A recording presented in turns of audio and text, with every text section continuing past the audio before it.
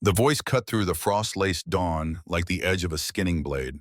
Warren Hewitt stood in the doorway of the cabin, his frame blocking what little warmth the coming sun might have offered. His arms were crossed over his chest, his face carved from the same granite that jutted from the peaks beyond their small valley. "Abigail, get yourself out here." She woke to those words most mornings now, ever since her stepmother had brought her own daughters into this house 3 winters past. Ever since the fever had taken her real mother and left behind only a faded quilt and a leather-bound journal Abigail kept hidden beneath the floorboards near her sleeping pallet. The journal she'd never had the courage to open, because opening it meant facing the truth that her mother was gone, truly gone, and no amount of wishing would bring her back. Her eyes opened to the rough-hewn beams above her head. The cabin smelled of wood smoke and yesterday's venison stew, of unwashed wool and the sharp bite of winter that crept through every crack in the chink logs. Her heart hammered against her ribs, a rhythm she'd learned to recognize as the drumbeat of another day she would have to survive. Tobias Crawford's holding a gathering today. Warren's voice came flat, emotionless, the way a man might speak about butchering a pig or mending a broken axle. He spat into the dirt outside the door, the sound sharp and final. "Every trapper, hunter, and mountain man within 50 miles will be there. He's got 7 daughters of his own, plus the others from families who've pledged to participate. Any man who's proven himself worthy can choose a wife from among them. It's the old custom brought down from the first settlers who came through these mountains. The way we build strong families and country that kills the weak." He paused, and Abigail felt his eyes on her even through the thin curtain that separated her sleeping corner from the main room. She pulled the threadbare quilt higher, as if it could shield her from what was coming. "You'll go with your stepsisters, stand there with the rest of them, even though no man in these mountains would burden himself with you. But you'll go so folks don't say I kept you hidden like some shameful secret I'm trying to bury." The words landed like stones in still water, sending ripples of pain through her chest. They always did. Abigail had learned to brace for them the way a person learns to brace for the crack of thunder after seeing lightning split the sky. It didn't make them hurt less, it just meant she knew they were coming. She curled her fingers into the quilt, wishing she could disappear into the mountain itself, become part of the stone and pine and snow that surrounded this valley. Wishing she could be anywhere but here, anyone but herself. Don't just lie there gawking like a stunned deer. The water barrel's near empty. Get down to the creek and haul it full. Gather wild onions while you're at it, if you can find any this late in the season. Might as well be useful, seeing as you'll never be wanted. His boots scraped across the wooden floor as he left, taking what little warmth the room had held with him. The door slammed shut, and Abigail heard him outside, his voice raised as he called to her stepmother, telling her to get the other girls ready, make sure they look presentable, not like some ragged camp followers. Abigail forced herself upright. Her sleeping pallet was pushed into the smallest corner of the cabin, wedged between the cold outer wall and the stone chimney that provided the only heat. The blanket beneath her was thin from years of use, the straw stuffing lumpy and uneven. She'd grown used to waking with her shoulders aching, her neck stiff from the way she had to curl herself to fit in the narrow space. She pulled on her worn buckskin dress, the leather strained across her shoulders and hips. She'd let it out twice already, with scraps she'd traded for at the settlement store, bartering the few coins she earned doing washing for the trappers' wives. But there was no more leather to spare, and the dress pulled tight in ways that made her cheeks burn with shame every time she stepped outside. Her reflection wavered in the small piece of broken mirror that hung on the wall, a fragment no bigger than her palm. Round face, tired eyes, cheeks already flushed with shame before the day had truly begun. She turned away quickly, unable to bear the sight of herself. Outside, the settlement was stirring to life. The valley where they lived was called Coldwater Basin, a collection of rough cabins and lean-tos scattered along the banks of a creek that ran icy and clear down from the peaks. 50 families, maybe 60 if you counted the trappers who came and went with the seasons. The smoke from breakfast fires rose into the cold air, gray pillars against the dawn-pink sky. Horses whinnied in their corrals. Men called to one another, their voices carrying sharp and clear across the frozen ground. And with those voices came the whispers. Abigail heard them as she stepped out of the cabin, wooden bucket in hand. She heard them even when the words weren't spoken aloud, because she'd learned to read the sideways glances, the smirks that people tried to hide behind their hands, the way conversations stopped when she walked past. There goes Warren's girl, the big one. Poor thing. Crawford's gathering won't change her fortune. No mountain man in his right mind would take that burden on. Not with 7 of Crawford's daughters and a dozen others standing right beside her. She kept her eyes fixed on the rocky path ahead. The bucket knocked against her leg with each step, the wood smooth from years of use. She walked faster, trying to outpace the words that clung to her like burrs in wool. If she could just reach the creek quickly, fill the bucket, and return before the whole settlement woke fully, before the gathering preparations began in earnest, and everyone would see her walking into Crawford's place with her stepsisters, each step a reminder of how she didn't belong. A small cry stopped her cold. She turned her head, careful not to meet anyone's eyes directly. Near the trading post, a little girl sat in the dirt, no more than 5 years old, clutching her arm. Her face was streaked with tears, small shoulders shaking. Trappers and their wives passed by without slowing. A few glanced down, shook their heads, kept walking. Nobody stopped. The child's mother was probably inside the post, bartering for supplies, unaware her daughter had fallen. Abigail hesitated. She knew what the whispers would say if she knelt there in the open, if she showed her soft heart again. Soft hearts had no place in this hard land, her father had told her more times than she could count. Soft hearts got you hurt, got you killed, got you nothing but mockery from folks who knew better. But her feet carried her forward anyway. She crouched beside the child, her voice gentle as spring snow melting on pine branches. "Hush now, little one. Let me see what's troubling you." The girl sniffled, lifting her scraped elbow. Dirt and blood mixed in the shallow cut. Nothing serious, but enough to scare a small child. Abigail tore a strip from the corner of her shawl, the same wool shawl she'd already mended a dozen times, and dabbed carefully at the wound. "You're brave as any mountain cat. See? Nothing that won't heal clean." The girl's tears slowed. Her lip trembled, then curved into the smallest smile. "Thank you, miss." Abigail smiled back, though her own eyes burned with unshed tears. She gave the child's hair a gentle pat, then rose to her feet, her knees aching from the cold ground. Across the path, a cluster of women stood near the provision store. Their voices carried clear as the creek water. "Always fussing over strays, that one. Strange girl, too tender for these mountains.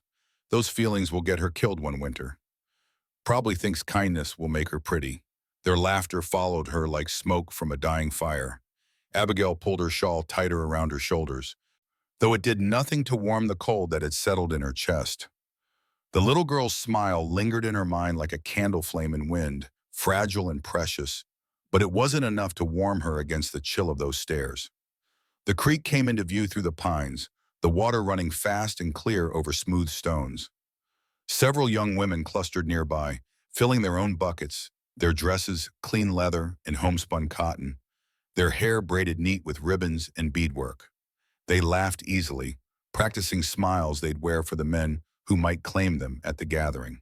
Their voices were bright with nervous hope, the kind of hope Abigail had stopped allowing herself years ago. She recognized them. The Miller twins, with their matching blonde braids, Sarah Pritchard, with her carefully embroidered collar, Emma Stone, who could sing like a mockingbird and knew it. They fell silent when they saw her approaching, their eyes sliding away, their conversation dying mid-sentence. Abigail lowered her gaze and knelt by the water's edge, away from the others. She dipped her bucket in, watching her reflection ripple and distort on the surface. Round face, tired eyes, cheeks already flushed with shame. Her father's words echoed in the hollow chamber of her heart. "No man would burden himself with you." She gripped the bucket handle and whispered into the mountain air, too quiet for anyone else to hear. "Let it be over quickly. Please just let today be over." The bucket filled with cold, clear water. She lifted it with trembling arms, the weight pulling at her shoulders. The path back to the cabin seemed longer than usual, each step carrying the weight of dread. She could see other families preparing already, mothers brushing their daughters' hair on porches, fathers checking rifles and adjusting their best leather vests. The whole settlement buzzed with nervous energy. This gathering wasn't just about marriages.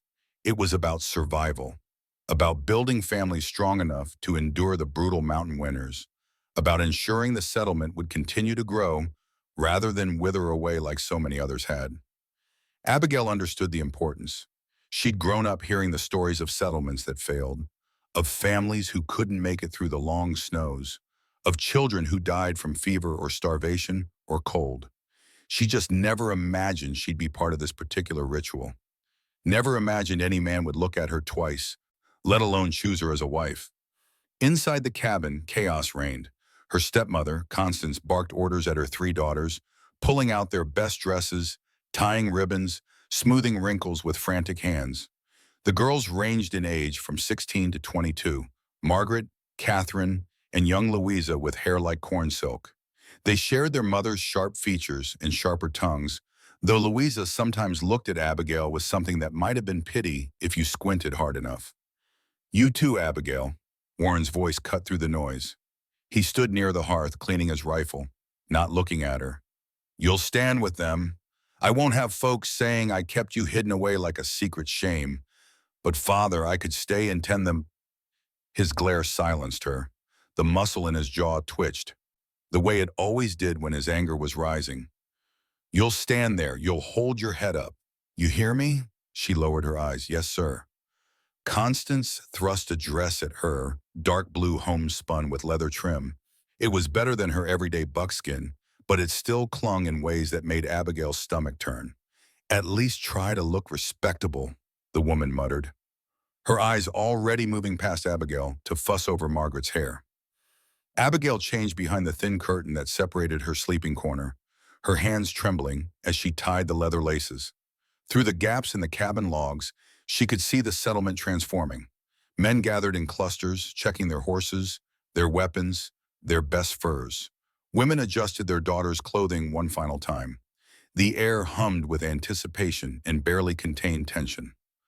The gathering place was an hour's walk from their cabin, at the far end of the valley where Tobias Crawford had built his homestead against the base of the mountain. Crawford was the oldest settler in the basin, a man who'd been trapping and hunting these peaks since before Abigail was born. His wife had died bearing their seventh daughter, and he'd raised all 7 girls alone with the help of neighboring women. Now those daughters were grown, and Crawford had declared this gathering to ensure not just their futures, but the future of the entire settlement. By the time Abigail and her family reached Crawford's place, the crowd had swelled to nearly 200 people. Wagons circled the central clearing. Horses stamped and snorted, their breath steaming in the cold air. The noise was overwhelming, voices overlapping, men bartering pelts and rifles, women preparing food, children weaving between adults' legs. The smell of roasting meat mixed with wood smoke and the sharp scent of pine sap. Abigail kept her shawl pulled tight, hoping to blend into the crowd. She never did. A voice called out from near one of the wagons. "Look, Warren brought his big girl after all." She felt it before she turned, eyes on her. Laughter rising like steam from a kettle. 3 young trappers leaned against a wagon, grins wide as bear traps. She recognized them. James Hutchins, Daniel Cooper, and Thomas Reed, all in their mid-20s, all known for their cruel humor and their skill with a rifle in equal measure. "Dance for us, Abigail. Show us how light you are on your feet." The others howled with laughter. Abigail froze, heat flooding her face. Her basket of gathered roots, the ones she collected on the way, suddenly felt unbearably heavy in her hands. "Please, leave me be." Her voice came out as barely a whisper, swallowed by the noise around them. They circled closer, boots kicking up dust. "You're built for hauling, not dancing. Careful, boys. She might crack the earth itself if she tries to jump." One of them clapped his hands in rhythm, mocking a dance beat. "Come on, Abigail, give us a show." She shifted her foot to step past them, her skirt tangled in her own legs. She stumbled, arms flailing. The basket tipped. Wild onions and roots scattered across the dirt like stones thrown into water. The crowd erupted. Men with rifles, women with baskets, even children pointing and giggling. The laughter swelled like a river in spring flood, drowning everything else. Abigail dropped to her knees, scrambling to gather the scattered food, her vision blurred. Her hand shook. Why was I born this way? The words slipped out before she could stop them, lost beneath the noise. Her throat burned. She wanted to disappear into the forest, to climb up into the high peaks where no one would ever see her again, where the cold would take her, and at least then she'd be free of this shame. She gathered the last onion, rose with her basket clutched to her chest, shawl pulled over her face to hide the tears that she couldn't stop anymore. Behind her, the trappers called out, "Dance again, Abigail? That was the finest jig we've seen all year." Their jeers chased her through the gathering. Each step grew heavier. Her heart pounded against her ribs like it was trying to escape. She slipped behind a supply wagon, away from the noise and eyes, and only then did the tears fall freely. She leaned against the rough wood, breath coming in shaky gasps, hugging her basket close as if it could shield her from the world. Alone and hidden, she whispered to the mountain wind, "Is there any place in this world for me?" No answer came, only distant laughter and the cry of a hawk circling high above the valley. She stayed there for long minutes, trying to compose herself, trying to find the strength to face what was coming. The gathering, the lineup, the rejection she knew would follow. Through a gap in the wagon boards, she could see families arriving. The Hales with their 3 daughters, the Sawyers with their twin girls known for their beautiful singing voices, the Parkers, the Mitchells, the Stones, all bringing their unmarried daughters, all dressed in their finest, all hopeful. And then there was Tobias Crawford's family. 7 daughters, each one different, each one valuable in her own way. That's what people said anyway. Abigail wasn't a Crawford daughter. She was here because Warren had remarried, because Constance was distant kin to the Crawfords, because it would look strange if the stepdaughter stood on that platform, and Warren's own flesh and blood didn't. So she would stand, and she would endure, because that's all she'd ever known how to do. The gathering bell rang out just past noon, its sharp clang echoing across the valley, bouncing off rock faces and pine stands. Abigail flinched at the sound. Tobias Crawford stepped onto the raised platform near his cabin, a rough structure of hewn logs that stood about 4 feet off the ground. The old trapper's voice boomed across the crowd like thunder before a storm. "By the custom of these mountains," he called, "I've gathered you here today. The old ways, the ways of our fathers and their fathers before them. We build strong families in hard country, and we do it through this gathering. I've got 7 daughters of my own, all of marriageable age. Plus there's a dozen more from families who've chosen to participate. Any man among you who's proven himself worthy, who can trap and hunt and survive these peaks through winter, may choose himself a bride this day." A hush fell over the crowd, then whispers spread like wildfire through dry grass. 7 Crawford daughters to choose from. Lord have mercy, which one would you take? Did you see the pretty one with the dark braids? That's Eleanor, the eldest. Women clutched their daughters closer, fathers straightened, assessing the men in the crowd with calculating eyes. Baskets were set down, rifles leaned against wagons, bread ovens left unattended. Inside Crawford's cabin, the chaos reached a fever pitch. Girls lined up near the door, waiting for their turn to step onto the platform. Mothers and aunts rushed about, pulling hair ribbons tighter, smoothing imaginary wrinkles, whispering last-minute instructions. "You too, Abigail." Warren's voice was sharp enough to cut. He stood near the cabin door, his face hard as the granite peaks. "You'll stand with them. I won't have folks saying I kept you hidden away." But Father, she couldn't finish, couldn't find the words to explain that standing there would only make it worse, would only give everyone another chance to laugh at her own. His glare was answer enough. Constance thrust the blue dress at her one more time, as if checking to make sure it was still presentable, then shook her head.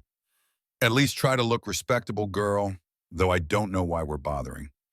As Abigail smoothed the dress over her hips, her stepsisters filed past. Margaret first, tall and proud with her auburn hair braided in an intricate pattern. Then Catherine with her carefully embroidered collar. Finally Louisa, who paused for just a moment to give Abigail a small, almost kind smile before following her sisters outside. That small gesture made Abigail's throat ache. Kindness was so rare here, so unexpected, that even the smallest amount felt like water in a desert. The door opened. Mountain sunlight spilled over the threshold, bright and merciless. Each step down from the cabin felt heavier than the last. The gathering place ahead buzzed with anticipation.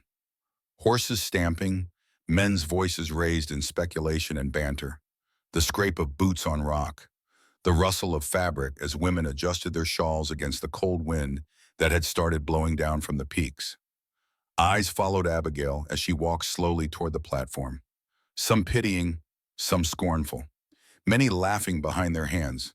She's standing with them? Can you imagine? Look at her trying to hold her head up like she belongs there. Poor Warren. What did he do to deserve this? The walk felt endless, each step an eternity. She could feel the weight of judgment pressing down on her shoulders like a physical burden, like carrying water barrels uphill through snow. The gathering ground hummed with noise and tension. Dust rose under wagon wheels and boot heels. Fathers positioned their daughters with the careful attention of men arranging valuable goods for auction. Mountain men clustered in groups, eyeing the women the way they'd eye good horseflesh or prime beaver pelts. At the platform, 19 young women lined up in a row. Crawford's 7 daughters stood in the center, flanked by the others on either side. Abigail's stepsisters took their places near the left end. Abigail moved to stand at the very far edge of the line, as far from the center as possible. The crowd rippled with fresh whispers. There she goes, taking up space she's got no right to, standing proud like she's got a chance. She'll be left standing when it's done. Mark my words. Abigail kept her eyes fixed on the wooden planks beneath her feet, but she felt her father's glare from the crowd, pinning her in place, demanding she not run, not shame him further by showing weakness. So she stood, hands clasped in front of her, head bowed, and waited. Tobias Crawford climbed onto the platform, his boots loud on the wood. Several armed men stood behind him, his 2 eldest sons and a handful of respected hunters who would ensure order was kept and the custom was honored. Crawford's weathered face was stern as granite, his beard gray and untrimmed, his eyes sharp despite his 60-some years. By the custom of these mountains, he called out again, these women stand here today. Men of this territory will make their choices. No woman is excused. No man leaves here without the opportunity to choose a bride. This is how we build strong families in hard country. This is how we survive. The words crashed over the gathering like an avalanche.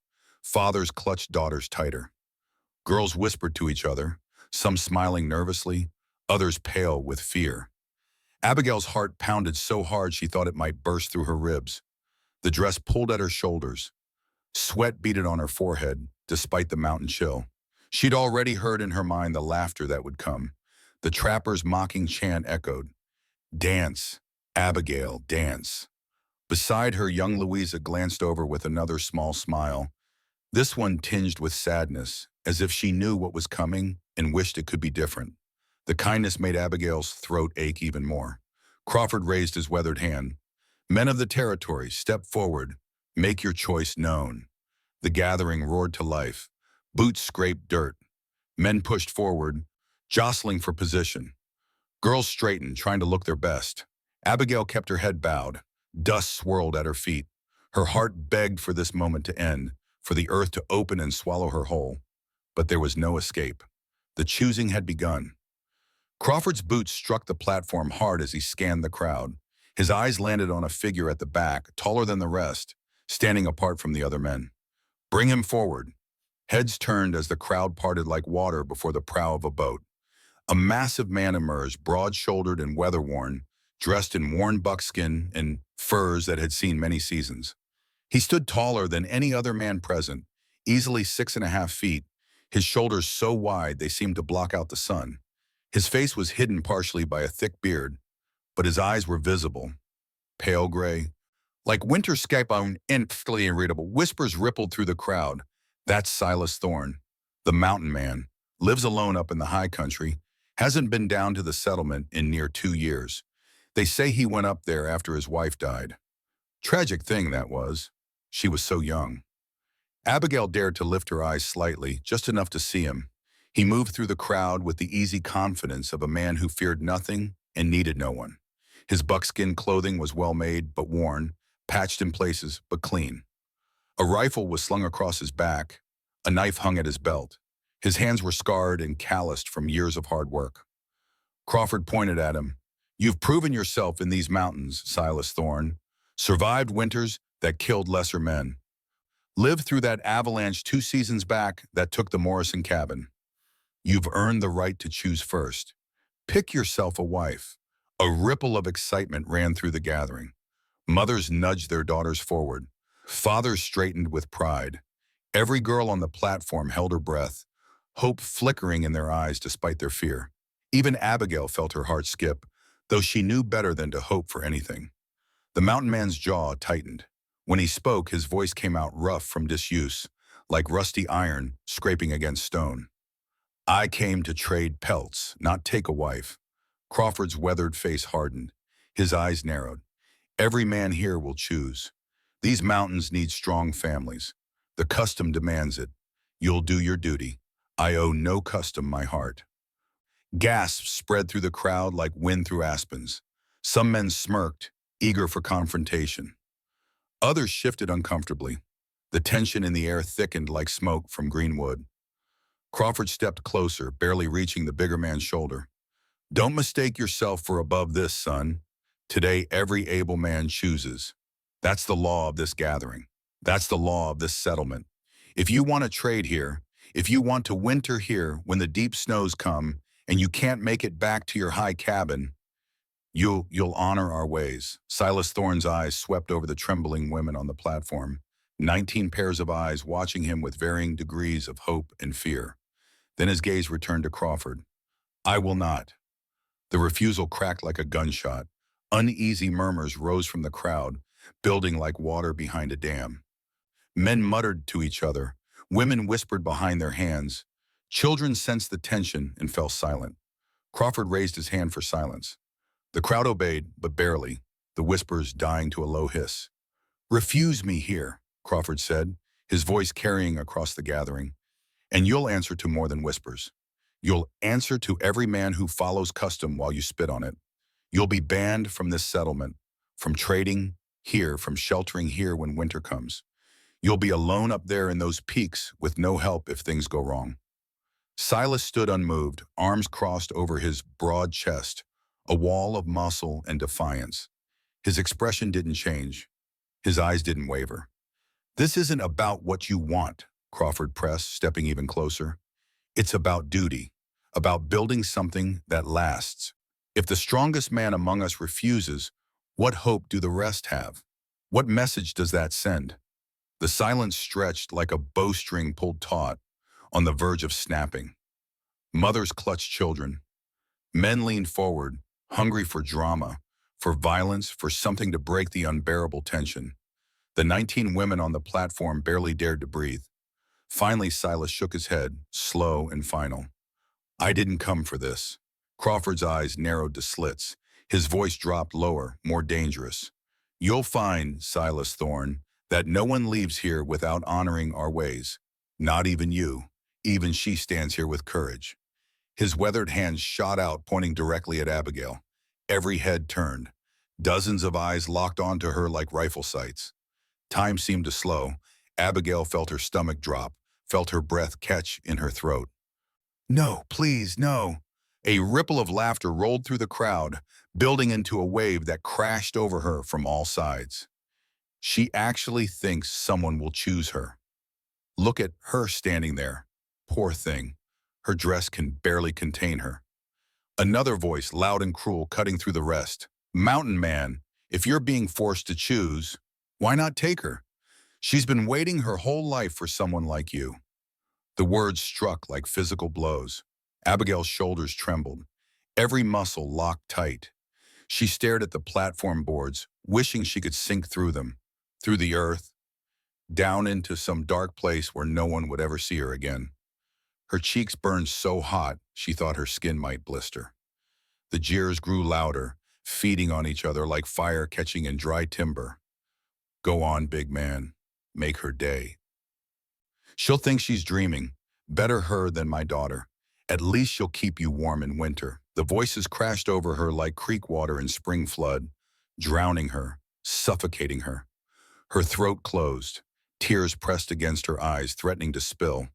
She blinked hard, fighting them back with everything she had, refusing to cry in front of these people again, refusing to give them that satisfaction. Crawford's eyes narrowed at Silas, his voice cutting through the laughter. You see, even her, the one they all mock, she stands here braver than most men I know. What excuse have you left, son? Silas's jaw tightened. He didn't move, didn't speak. The silence stretched, long and heavy as winter nights.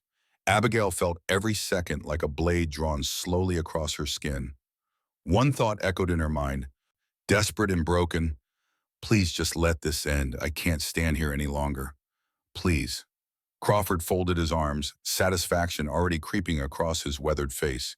He thought he'd won, thought he'd backed Silas into a corner from which there was no escape. What say you, mountain man? Will you honor the custom or shame us all? Silas's eyes swept across the line of women one more time. Margaret with her auburn hair, Catherine with her embroidered collar, Eleanor Crawford with her dark braids, Sarah Pritchard, Emma Stone, the Miller twins, all of them pretty in their ribbons and clean dresses, all of them hopeful, all of them everything Abigail was not. Then his gaze landed on her, on the girl at the end of the line, head bowed, shoulders shaking, tears she was desperately trying to hide. Abigail's stomach dropped. Her head bowed even lower, strands of dark hair falling across her face like a curtain. She braced herself for the final humiliation, for him to turn away, for Crawford to declare her unchosen, unwanted, exactly as everyone always said she'd be. She braced herself to walk back through that crowd alone while the other women were claimed one by one, to return to her father's cabin in shame, to spend the rest of her life as the girl no one wanted. All eyes were on Silas Thorne. The gathering held its breath. The mountain wind itself seemed to pause. Crawford waited, arms crossed, satisfaction already settling across his face. Finally, Silas lifted his chin. His voice came out steady and clear as a bell in thin mountain air, carrying across the gathering with an authority that silenced every whisper. Her. I choose her.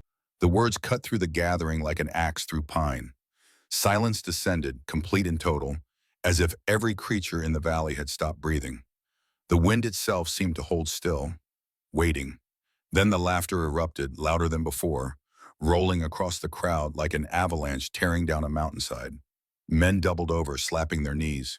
Women covered their mouths, but their eyes danced with cruel amusement. Even some of the other girls on the platform let out nervous giggles, quickly stifled, but there nonetheless. Did he say her? Out of 19 women, he picked that one. Man's addled from too many winters alone. Poor fool doesn't know what he's done to himself. He'll regret it by first snow. Mark my words. Abigail's heart stopped. The world tilted beneath her feet. Her breath caught somewhere in her throat. Unable to move up or down, her hands trembled at her sides, fingers curling into fists. She dared not look up. Couldn't. Not now. Not with every eye burning into her with mockery and disbelief. She was the center of attention for all the wrong reasons.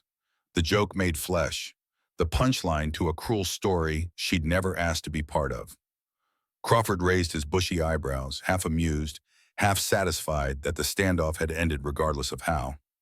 So be it. The choice is made. Let it be witnessed by all gathered here. Silas Thorne has spoken his claim. He struck his boot against the wooden platform with a heavy stamp, sealing the decision like wax on a letter. The sound echoed across the valley, final and irrevocable. The laughter didn't stop. If anything, it grew louder. Men slapped each other's backs. Women shook their heads in disbelief. Children pointed and whispered, not understanding why but knowing something funny had happened because the adults were laughing. Abigail's father turned his back on the platform, covering his face with one weathered hand. That sight pierced deeper than every cruel word the crowd had hurled. She felt small, exposed, ashamed in ways she'd never imagined possible. 100 voices drowned out everything else, including the one small voice inside her that whispered, why me, Papa?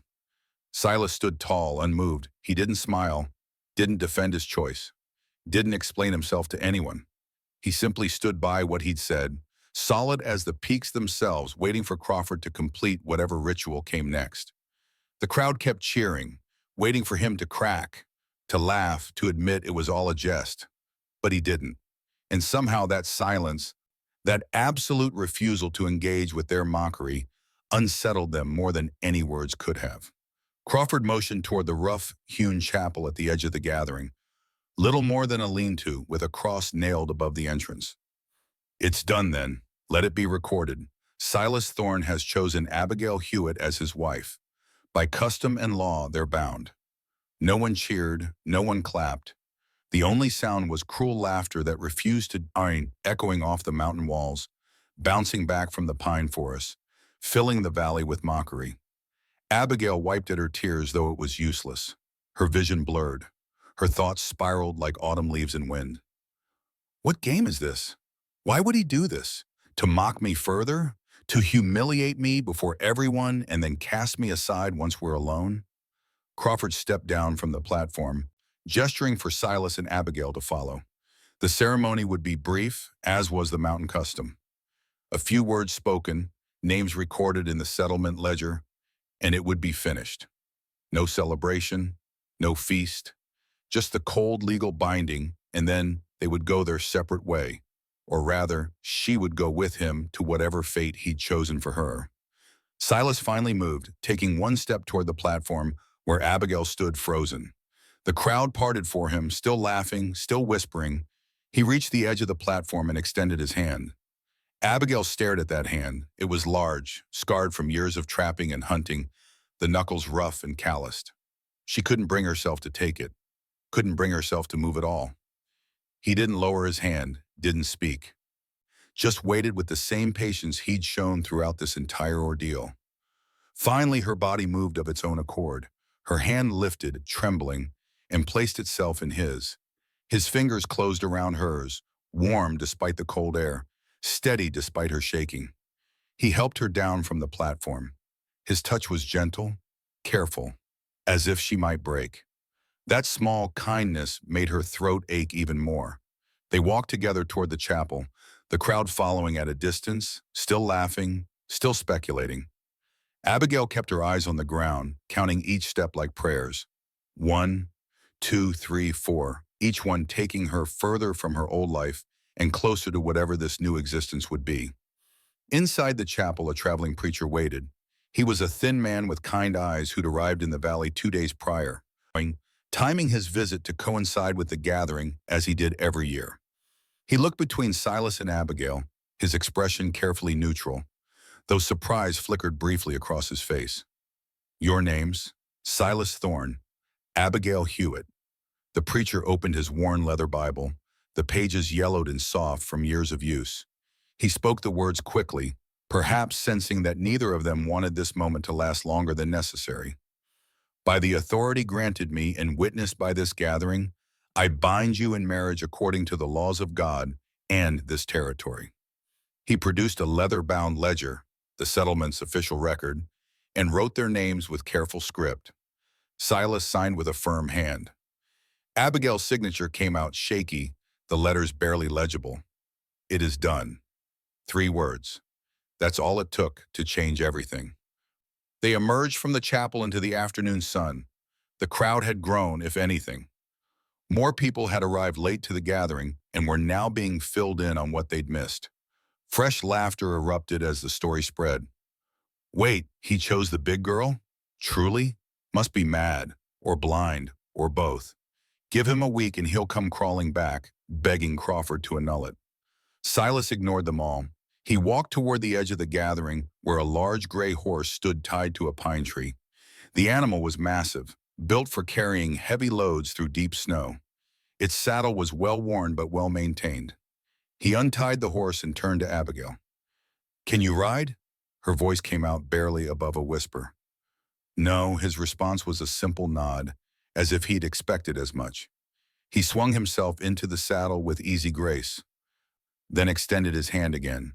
Abigail stared at it, at him, at the horse that seemed impossibly tall. I've got you. Those 3 words, spoken quietly enough that only she could hear, held more reassurance than any lengthy speech could have. She placed her hand in his again and let him pull her up. She landed awkwardly behind him, her arms instinctively wrapping around his waist to keep from falling. She could feel the solid muscle beneath his buckskin shirt, could feel the steady rhythm of his breathing. Hold tight. The horse moved forward at a walk, carrying them away from the gathering. Behind them, the laughter continued. Fresh jeers followed them down the trail. Look at her clinging to him like a burr. She'll pull him right off that horse if she's not careful. Better you than me, Thorn.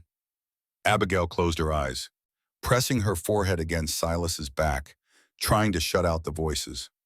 Her whole body trembled with humiliation and confusion and fear. She wanted to ask him why, wanted to demand an explanation, wanted to scream or cry or do anything other than just accept this bizarre turn her life had taken, but fear held her tongue captive. What could she possibly say? What words could make sense of this? The trail climbed steeply into the mountains, following the creek upstream. The voices faded behind them, swallowed by distance and the sound of rushing water. Pine trees closed in on either side, their branches heavy with the promise of coming snow. The air grew thinner, colder, cleaner with each passing minute. They rode in silence for over an hour. The horse picked its way carefully over rocks and roots, never stumbling, responding to the slightest pressure from Silas's knees. Abigail had never been this far from the settlement.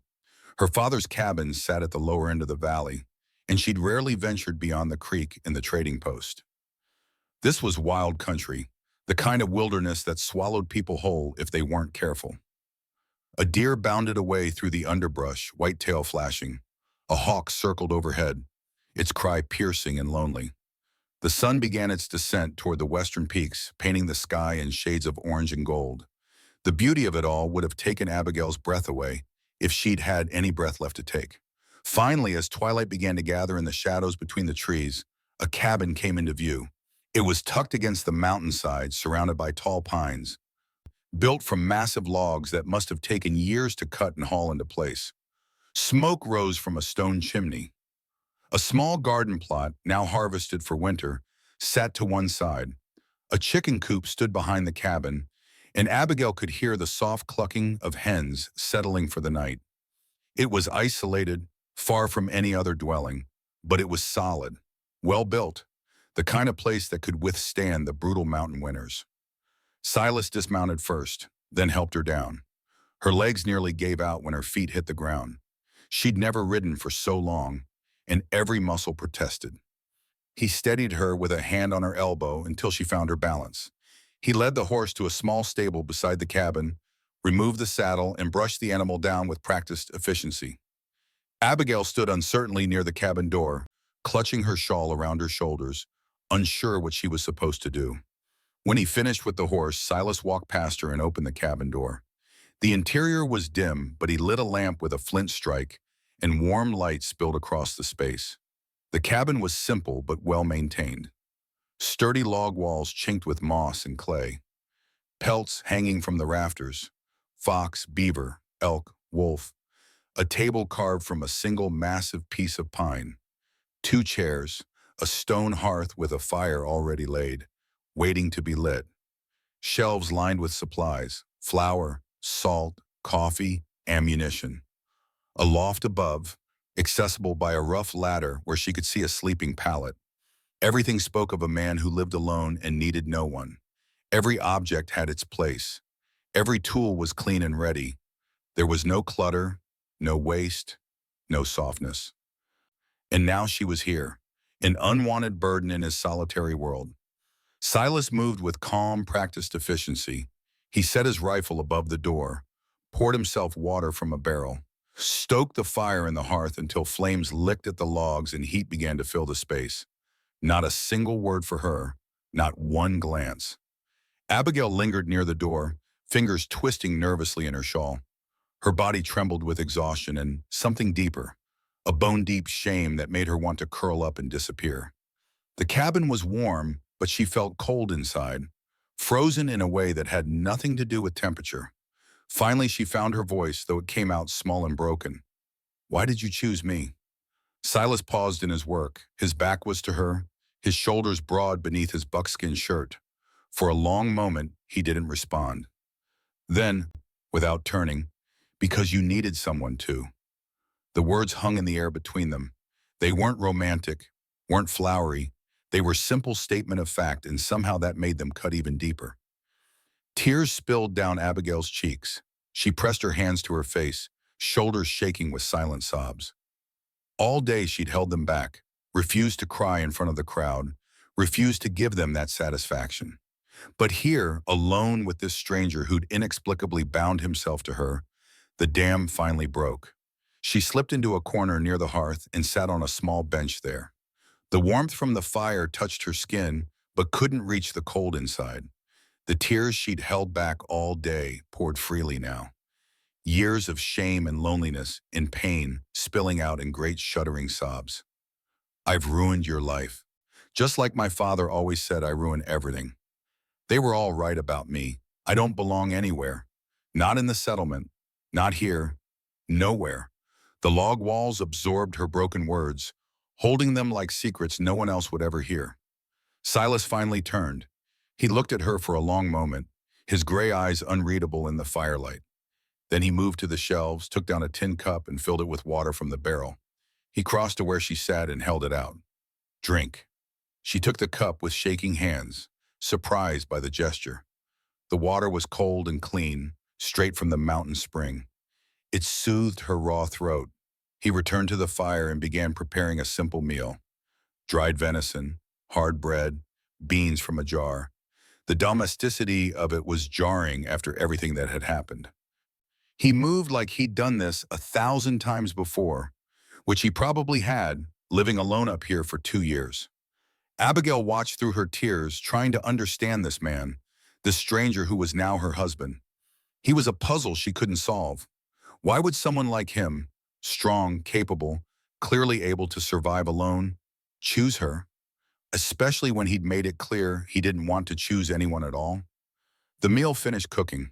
Silas divided it onto 2 plates and set one on the small table. He gestured to one of the chairs. Eat. She rose on unsteady legs and sat. The food was simple but well prepared. She forced herself to take small bites, though her stomach was in knots. Silas sat across from her, watched in silence. The only sounds were the crackling fire and the wind in the pines outside. After they finished, he collected the plates and washed them in a bucket of water near the door. Then he pointed to the loft above. You'll sleep there. I'll take the bench by the fire. Abigail's eyes widened. But this is your home. I can't take your bed. You can and you will. The words were firm but not unkind. She didn't argue, didn't have the energy to argue. She climbed the ladder to the loft, every muscle protesting. The sleeping pallet was covered with thick furs and wool blankets. It smelled of pine and wood smoke and something else, something wild and clean that she couldn't name. She lay down, still fully dressed, and pulled the blankets over herself. Through the gaps in the loft floor, she could see Silas banking the fire, settling himself on the bench with a blanket of his own. His eyes stared into the flames, distant and thoughtful. In the darkness, Abigail thought back to that terrible moment on the platform. The laughter, the jeers, the humiliation that had burned like fire across her skin. But then she thought of the way Silas had stood tall beside her, the way he had chosen her without a word of shame or hesitation, the way he hadn't mocked her even once. That tiny spark, too fragile to even call hope, was the only warmth she carried with her as exhaustion finally pulled her towards sleep. One thought echoed through her fading consciousness. He didn't laugh at me. Not once. And in the shadows below, Silas sat by the fire, his hand unconsciously moving to touch something beneath his shirt. A small object that hung from a leather cord around his neck. His jaw tightened, his eyes closed briefly, as if bracing against some invisible pain. Then he opened them again and stared into the flames until the fire burned low and darkness claimed the cabin. Morning came too soon. Abigail woke to pale light filtering through the gaps in the log walls. For a moment, she couldn't remember where she was. Then it all came rushing back. The gathering, the choosing, the ride up the mountain, this cabin. She was married to a stranger, living in the wilderness miles from anyone she knew. The reality of it pressed down on her chest like a stone. She climbed down from the loft as quietly as she could. Silas was already awake, already dressed, already moving about the cabin with purposeful efficiency. He'd rekindled the fire and set coffee to boil in a battered pot. The smell filled the small space, rich and bitter. He glanced at her briefly. Morning. She managed a small nod. Unable to form words yet, her throat was raw from crying, her eyes swollen. She must look terrible, but Silas didn't seem to notice or care. He poured coffee into 2 cups and handed her one. She wrapped her hands around it, grateful for the warmth. The coffee was strong enough to strip bark from a tree, but it cleared the fog from her mind. There's work to be done. I'll show you where things are. He led her outside into the crisp morning air. The sun was just beginning to touch the highest peaks, painting them gold and pink. The view took her breath away. She'd never seen the mountains from this height, never realized how vast and beautiful they were. Silas pointed to a spring that bubbled up from the rocks about 50 yards from the cabin. That's where you'll get water. The bucket's by the door. Never let the barrel run dry. You'll need it for drinking, cooking, washing. He showed her the chicken coop, opened it to reveal half a dozen hens roosting inside. They'll need grain morning and evening. Scatter it like this, he demonstrated, his movements practiced and efficient. The hens came running, clucking and pecking at the ground. Gather eggs every day. If you leave them, the chickens will start eating them. Abigail watched, trying to absorb everything. She'd done some of these tasks at her father's cabin, but not all of them. Constance had usually handled the chickens, considering it beneath her to let her stepdaughter near anything that might give her a sense of usefulness. Silas showed her the root cellar dug into the hillside behind the cabin, where vegetables and preserves were stored for winter. The small smokehouse where meat hung curing. The wood pile that needed to be kept stocked. The trap lines he checked every few days. It was overwhelming. So much to remember. So much that could go wrong if she made a mistake. At first, she stumbled through everything, spilled half the grain on the ground, tripped over her own feet carrying the water bucket, nearly dropped the eggs when a hen startled her by pecking at her hand. She expected frustration from him, expected the kind of sharp words and disappointed sighs she'd grown up with, expected him to realize what a mistake he'd made, choosing someone as clumsy and useless as her. Instead, he picked up her dropped bucket and without a word and handed it back. Try again. Slower this time. No anger in his voice, no scorn, just patience. That patience undid her more than any harsh word could have. She'd spent her whole life being told she was worthless, that she couldn't do anything right, that she was nothing but a burden. And here was this man, this stranger, treating her failures as if they were simply learning opportunities rather than fundamental flaws. Day by day, she learned. She swept the cabin floor with a broom made of bundled twigs. She mended a torn leather strap on his snowshoes with trembling fingers, the stitches uneven but holding. She even tried her hand at baking cornbread over the fire, though the first attempt came out hard as creek stones. Silas took a piece anyway, bit into it with a slight grimace, then the faintest hint of a smile tugged at his weathered lips. Not bad. Her chest ached at those 2 simple words. For the first time in her life, someone was allowing her to fail without shame, without mockery, without making her feel worthless. Evenings brought a different kind of quiet. After the work was done and they'd eaten their simple meal, Silas would sit by the fire while Abigail cleaned up. Sometimes he'd work on equipment, sharpening knives, oiling rifle parts, mending leather. Sometimes he'd just stare into the flames, his expression distant and unreadable. One evening, about a week after she'd arrived, Abigail caught a glimpse of something silver in his hands. She tried not to stare, but curiosity got the better of her. It was a small pendant on a leather cord, oval-shaped, the kind that might hold a miniature portrait inside. Silas noticed her looking. His jaw tightened. He closed the pendant quickly and tucked it back inside his shirt, against his chest where it hung hidden. She wanted to ask about it, wanted to know whose image was inside, but the look on his face stopped her. It was grief, raw and deep, carefully hidden but there nonetheless. He carried pain, just like she did. He knew what it was to be alone, to lose someone. Her heart softened. She turned back to washing the dishes, giving him privacy for whatever memories haunted him. The silence between them began to feel less awkward as the days passed. It wasn't filled with tension or discomfort anymore. It was simply the quiet of 2 people learning to exist in the same space, learning each other's rhythms and habits. Abigail learned that Silas rose before dawn every day, that he always checked his rifle before leaving the cabin, that he took his coffee, black and strong enough to wake the dead. She learned that he was meticulous about maintaining his equipment, that he never wasted anything, that he moved through the wilderness with the confidence of someone who'd been born to it. She learned, too, that he was kind in small ways. He left extra blankets on her pallet when the nights grew colder. He brought back fresh meat from his hunts and showed her how to prepare it properly. He never commented on her mistakes, only showed her the correct way to do things and let her try again. 2 weeks after the gathering, Silas asked if she wanted to ride with him to check his trap lines.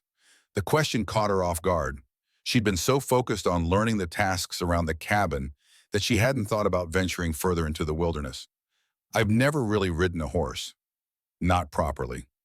He studied her for a moment, his gray eyes thoughtful. "Then today you learn." Fear twisted her stomach into knots.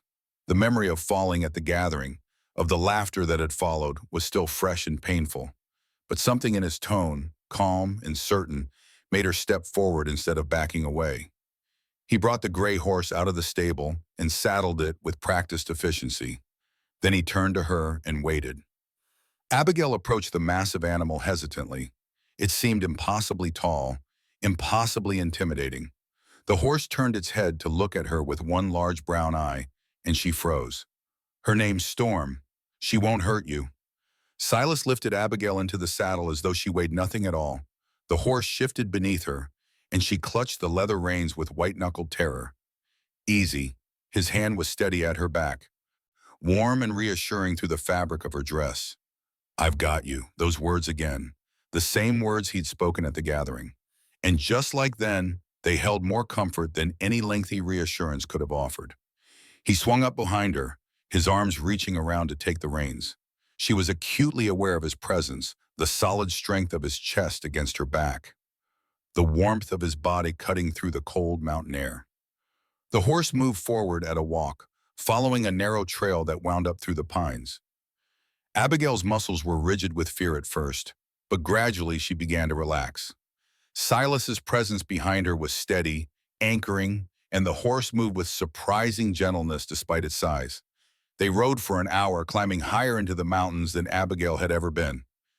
The trail opened up at one point, revealing a vista that stole her breath. The valley spread out below them, the settlement visible as tiny clusters of cabins near the creek. Beyond that, range after range of mountains stretched to the horizon, their peaks white with early snow. "It's beautiful." The words slipped out before she could stop them. Silas made a sound that might have been agreement. They continued on to his trap lines, a series of carefully placed snares and deadfalls set up to catch beaver and fox. He showed her how to check each one, how to reset them, how to read the signs of animal activity. His voice was patient as he explained, and Abigail found herself actually understanding, actually able to help in small ways. On the ride back, the sun was beginning to set, painting the sky in shades of orange and purple. The horse broke into a gentle trot, and Abigail felt a laugh bubble up in her chest before she could stop it. The sound startled even her. She couldn't remember the last time she'd laughed, really laughed, with warmth rather than bitterness. But here, on this horse, with the mountains spread out around her and the cold wind in her face, she didn't feel clumsy. She didn't feel worthless. She felt alive. She felt capable. She felt like maybe, just maybe, there was a place in this world for her after all. Behind her, Silas's arms tightened slightly around her waist, not constraining, just steadying. And though he didn't speak, Abigail thought she felt him relax slightly, some of the tension leaving his shoulders. That night, after they'd eaten and she'd cleaned up, Abigail worked up the courage to speak. She'd been thinking about it all evening, trying to find the right words. "Thank you for teaching me, for being patient with me." Silas looked up from the knife he was sharpening. His expression was unreadable in the firelight. "You're learning. That's all that matters. But most people wouldn't have bothered. Most people would have given up on me by now." His jaw tightened. "I'm not most people." The words hung between them, simple but weighted with meaning. Abigail nodded, not trusting herself to speak without crying again. One evening, maybe 3 weeks after she'd arrived, Silas came back from checking the trap lines earlier than usual. His expression was troubled, his movements tense. Abigail was preparing dinner, venison stew that actually smelled decent this time, and she glanced up as he entered. Something wrong? He set his rifle down more forcefully than usual. Saw tracks, human, not animal. Someone's been up near the high pass. Fear prickled along Abigail's spine. Who would be up there? Don't know. Could be trappers passing through. Could be something else. He didn't elaborate, but the concern in his voice was clear. The high country was dangerous, especially this late in the season. Anyone venturing that far up had a specific purpose, and not all purposes were good. That night, Silas checked the cabin door twice before settling by the fire. He kept his rifle within arm's reach. Abigail watched from the loft, her own worry growing. She'd felt safe here, isolated but protected. Now she realized how vulnerable they were, how far from help if trouble came. She didn't sleep well. Every sound outside made her tense, the wind in the pines, an owl's cry, the distant howl of wolves. When she finally drifted off, her dreams were troubled, filled with shadows and unnamed threats. Morning brought no answers, only more questions. Silas seemed preoccupied, his attention divided between the daily tasks and whatever danger he sensed approaching. Abigail tried to help as best she could, tried to be useful rather than another thing for him to worry about. But she couldn't shake the feeling that their fragile peace was about to shatter. 2 days passed before the mystery revealed itself. Abigail was gathering eggs from the coop when she heard voices carrying up from the lower trail. Her heart jumped into her throat. Visitors were rare this far up the mountain, and after Silas's warning about the tracks, any stranger felt like a threat. She hurried back to the cabin. Silas was already at the door, rifle in hand, his posture alert but not aggressive. 3 men emerged from the tree line, leading pack horses laden with furs and supplies. Trappers by the look of them, though cleaner and better equipped than most who passed through these mountains. The man in front raised his hand in greeting. His smile was wan, friendly, but something about it made Abigail's skin crawl. Silas Thorne, heard you were still up here. Marcus Webb. Silas's voice was flat, giving nothing away. The 2 men clearly knew each other, but there was no warmth in the recognition. Webb's eyes shifted to Abigail, and his smile widened. And this must be the bride. The whole settlement's been talking about your choice at Crawford's gathering. Quite the surprise that was. Heat flooded Abigail's face. She stepped closer to the cabin, wishing she could disappear inside, but Silas's slight gesture kept her where she was. His message was clear. Don't show weakness. Don't hide. We're passing through. Just wanted to pay respects. See how you're managing up here now that you've got company. Webb's tone was light, conversational, but his eyes were calculating. Winter's coming early this year. Might be a hard one. We'll manage. Course you will. You always do. Webb glanced at his companions, 2 younger men who stood silent and watchful. But if you need anything, you know where to find us. We're setting up camp down near Black Rock Creek for the season. The offer hung in the air, seemingly generous but laced with something Abigail couldn't quite name. Silas's jaw tightened almost imperceptibly. Appreciate it, but we're well supplied. Webb's smile never wavered. Good to hear. Well, we won't keep you. Just wanted to be neighborly. He tipped his hat in Abigail's direction. Ma'am, the 3 men mounted their horses and disappeared back down the trail. Silas stood watching until they were completely out of sight, then turned and went back into the cabin. His movements were controlled, deliberate, but Abigail could sense the tension radiating from him like heat from the forge. Who was that? Silas set his rifle down, checked it was loaded, then began checking the other weapons stored around the cabin. Trouble. That's not an answer. He paused, his gray eyes meeting hers. Marcus Webb is a man who takes what he wants and calls it opportunity. Used to trap these mountains with his brother until his brother died in an avalanche 3 winters back. Some folks said it wasn't an accident. Abigail's blood ran cold. And he's camped nearby. Close enough. Silas pulled down a shotgun from above the door, checked its load. We'll keep our guard up. Don't go anywhere alone. If you see anyone approaching, you get inside and bar the door. The next week passed in heightened awareness.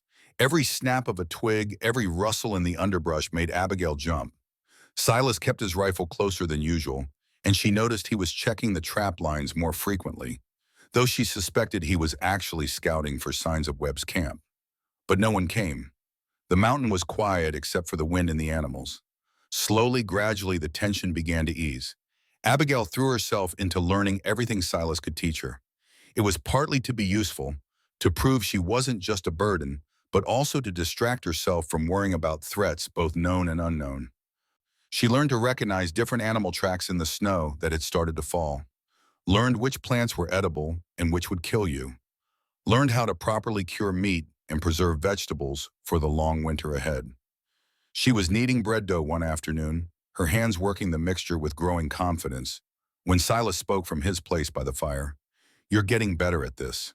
The simple observation made warmth bloom in her chest. "Thank you." He was working on a piece of leather, cutting it into strips for snowshoe bindings. His hands moved with practiced precision, each cut clean and exact. "Your mother teach you to cook?" Abigail's hands stilled in the dough. "My real mother died when I was 12. Fever took her one winter. My stepmother never bothered teaching me much of anything. Said I'd just waste the effort since no man would ever want me anyway." The words came out more bitter than she'd intended. She'd never spoken about Constance to anyone, never admitted how deeply those years of casual cruelty had cut. Silas's knife paused mid-cut. She was wrong. Abigail looked up, surprised. He wasn't looking at her, his attention seemingly focused on the leather, but she could see the tension in his shoulders. "My mother used to say that the measure of a person isn't in how they look or how graceful they move. It's in how they face hardship, how they treat others when there's nothing to gain from kindness." He'd never mentioned his mother before. Abigail held her breath, afraid that if she spoke, he'd stop. "You helped that little girl at the gathering, the one who'd fallen." "I saw you." Abigail's hands resumed kneading, slower now. "Everyone saw me. That's why they laughed. I saw kindness. Saw someone who put another person's pain before her own fear of mockery sorrow. That's rare. Rarer than beauty or grace or any of the things people prize at gatherings." The words settled over her like a warm blanket. She didn't know what to say, how to respond to this unexpected glimpse into how he saw her. So she focused on the dough, shaping it into loaves, and let the silence stretch between them. Comfortable now, almost companionable. That evening after dinner, Silas did something unexpected. He reached into a wooden chest near his sleeping bench and pulled out a small, leather-bound book. He hesitated, his rough fingers tracing the cover, then crossed to where Abigail sat near the fire. This was hers, my wife's. Sarah. He said the name carefully, as if testing its weight after years of silence. Abigail took the book with gentle hands. It was a journal, the pages filled with neat handwriting. Some entries were accompanied by small sketches, flowers, birds, the mountain peaks. She loved to draw, loved to write about the small things she noticed each day. The way light fell through the pines, the sound of the creek in spring, things I never paid enough attention to until she was gone. Abigail looked up at him. "How long ago?" 2 years, almost 3 now. What happened?" His jaw tightened. The muscles in his neck stood out like cords. "She was young, 23. We'd been married less than a year. There was a gathering, much like the one where I chose you. Her father was trying to arrange marriages for her younger sisters. Sarah went to help, to support them." He paused, his eyes distant, seeing something Abigail couldn't. She was always soft-hearted, always putting others first. There were some women there who'd been cruel to her when we married, jealous that she'd been chosen by a man who could provide well. They started in on her at the gathering. Said terrible things. She tried to ignore it, tried to be strong, but it wore on her. Abigail's heart clenched.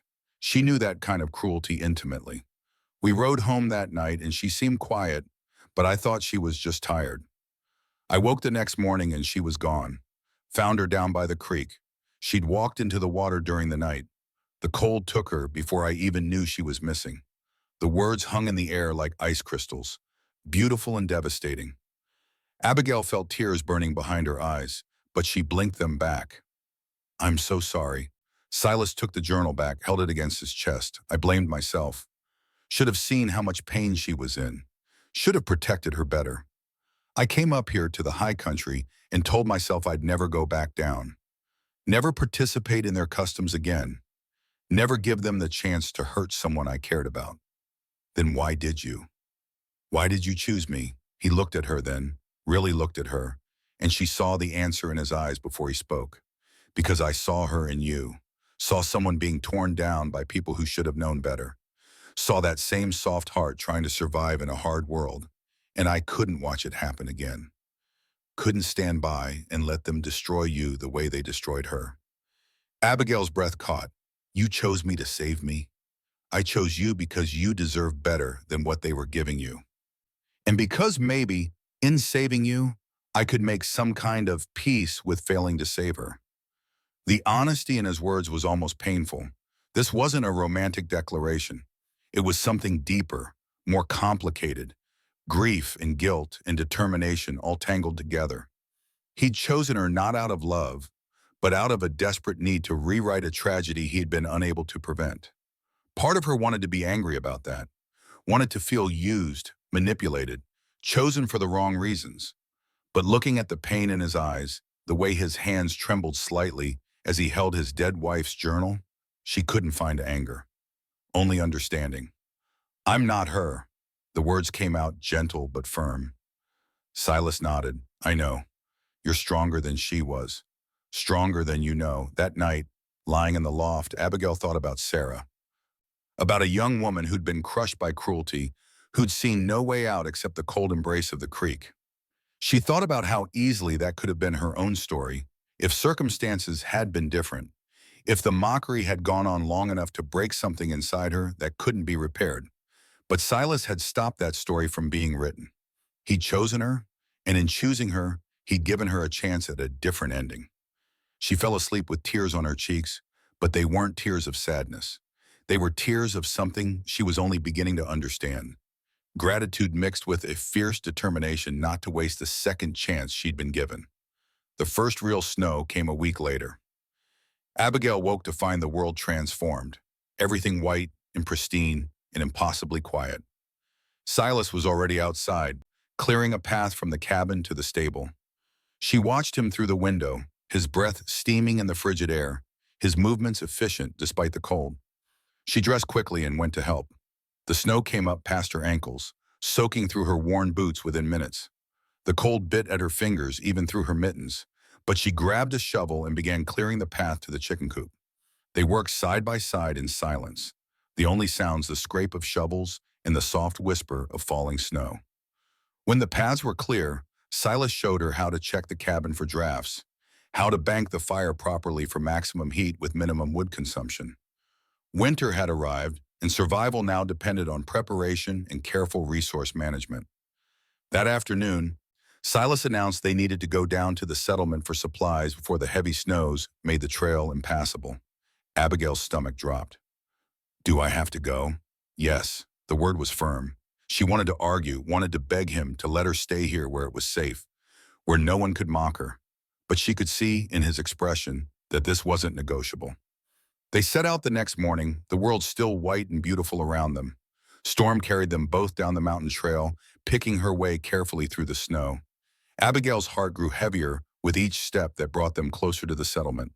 The settlement square was bustling when they arrived, despite the cold. Traders calling out prices, trappers haggling over pelts, women gossiping near the provision store.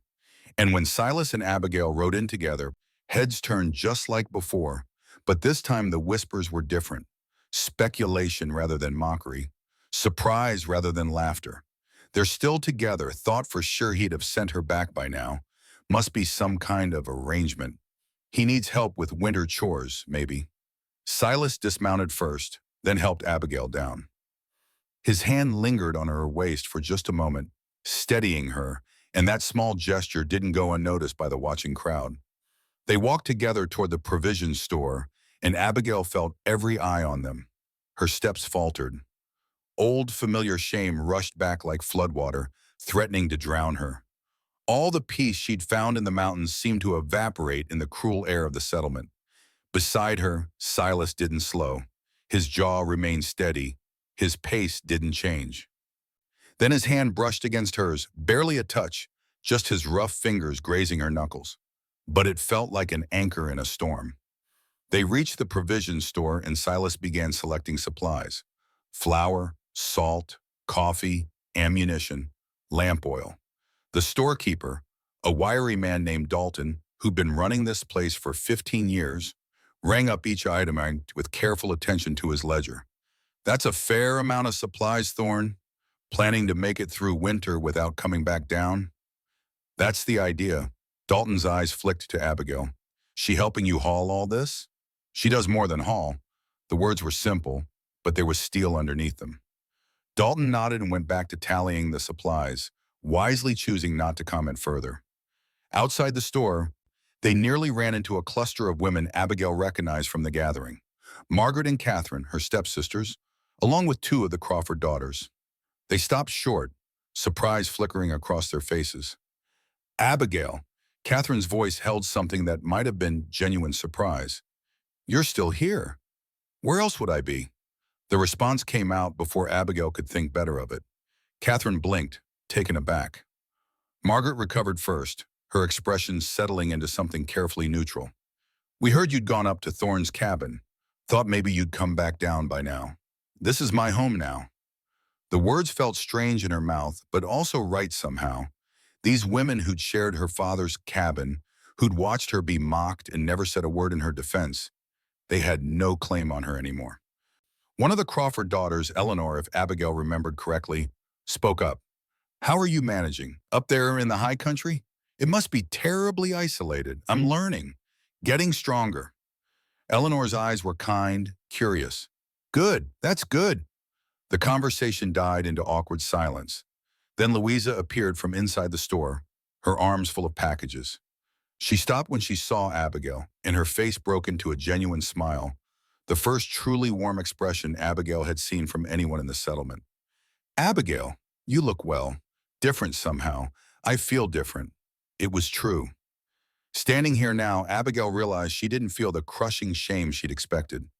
The old wounds were still there, still tender, but they didn't control her the way they once had. She'd survived a month in the wilderness.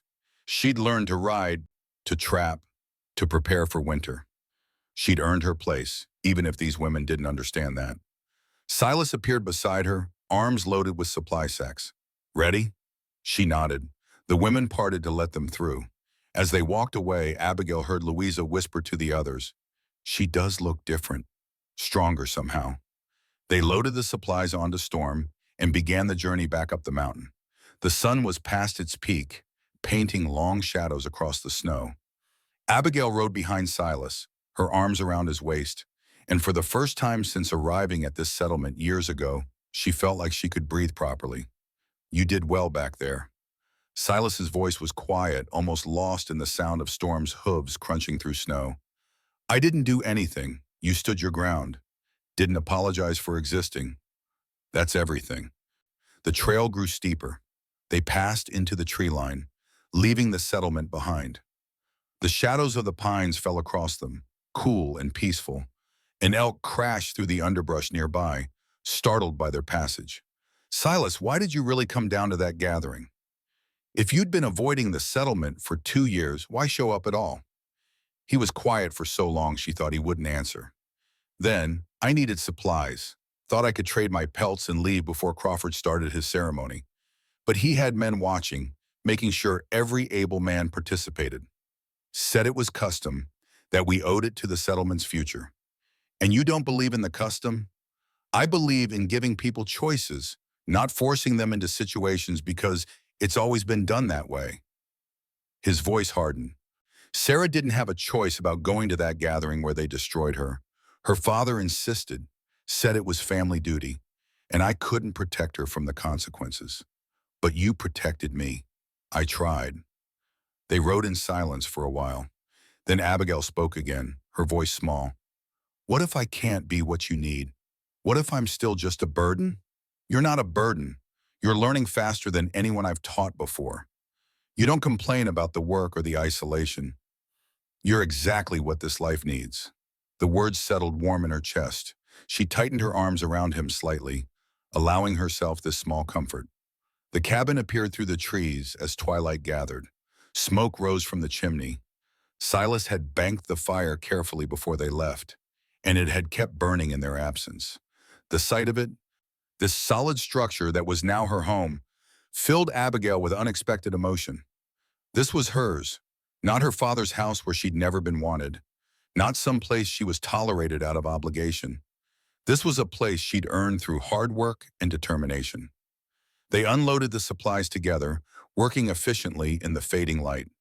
Silas showed her how to store everything properly, how to seal the flour and coffee against moisture, how to organize the ammunition so it stayed dry and accessible. That night, after dinner, Abigail worked up her courage. "There's something I need to tell you."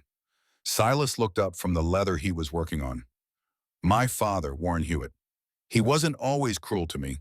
When my mother was alive, he was different, kinder. But after she died and he married Constance, it was like he couldn't stand the sight of me, like I reminded him too much of what he'd lost."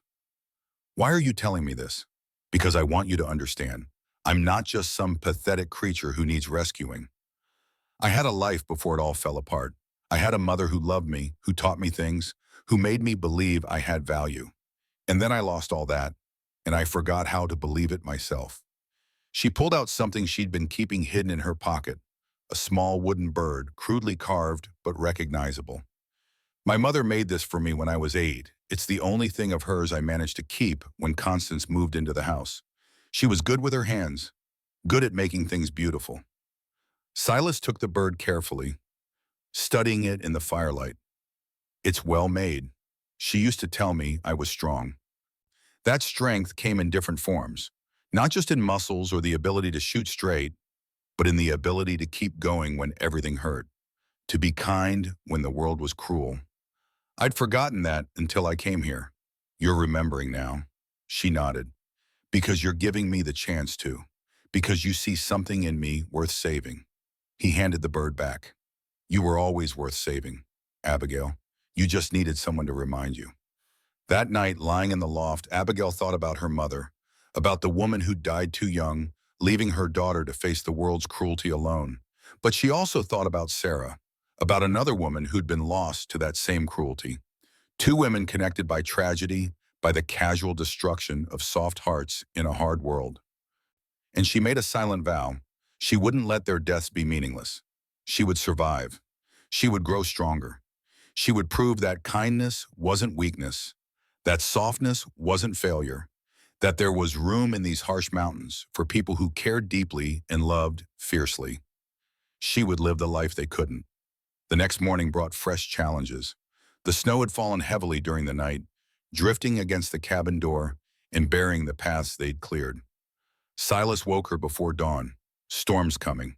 Big one. We need to make sure everything's secured."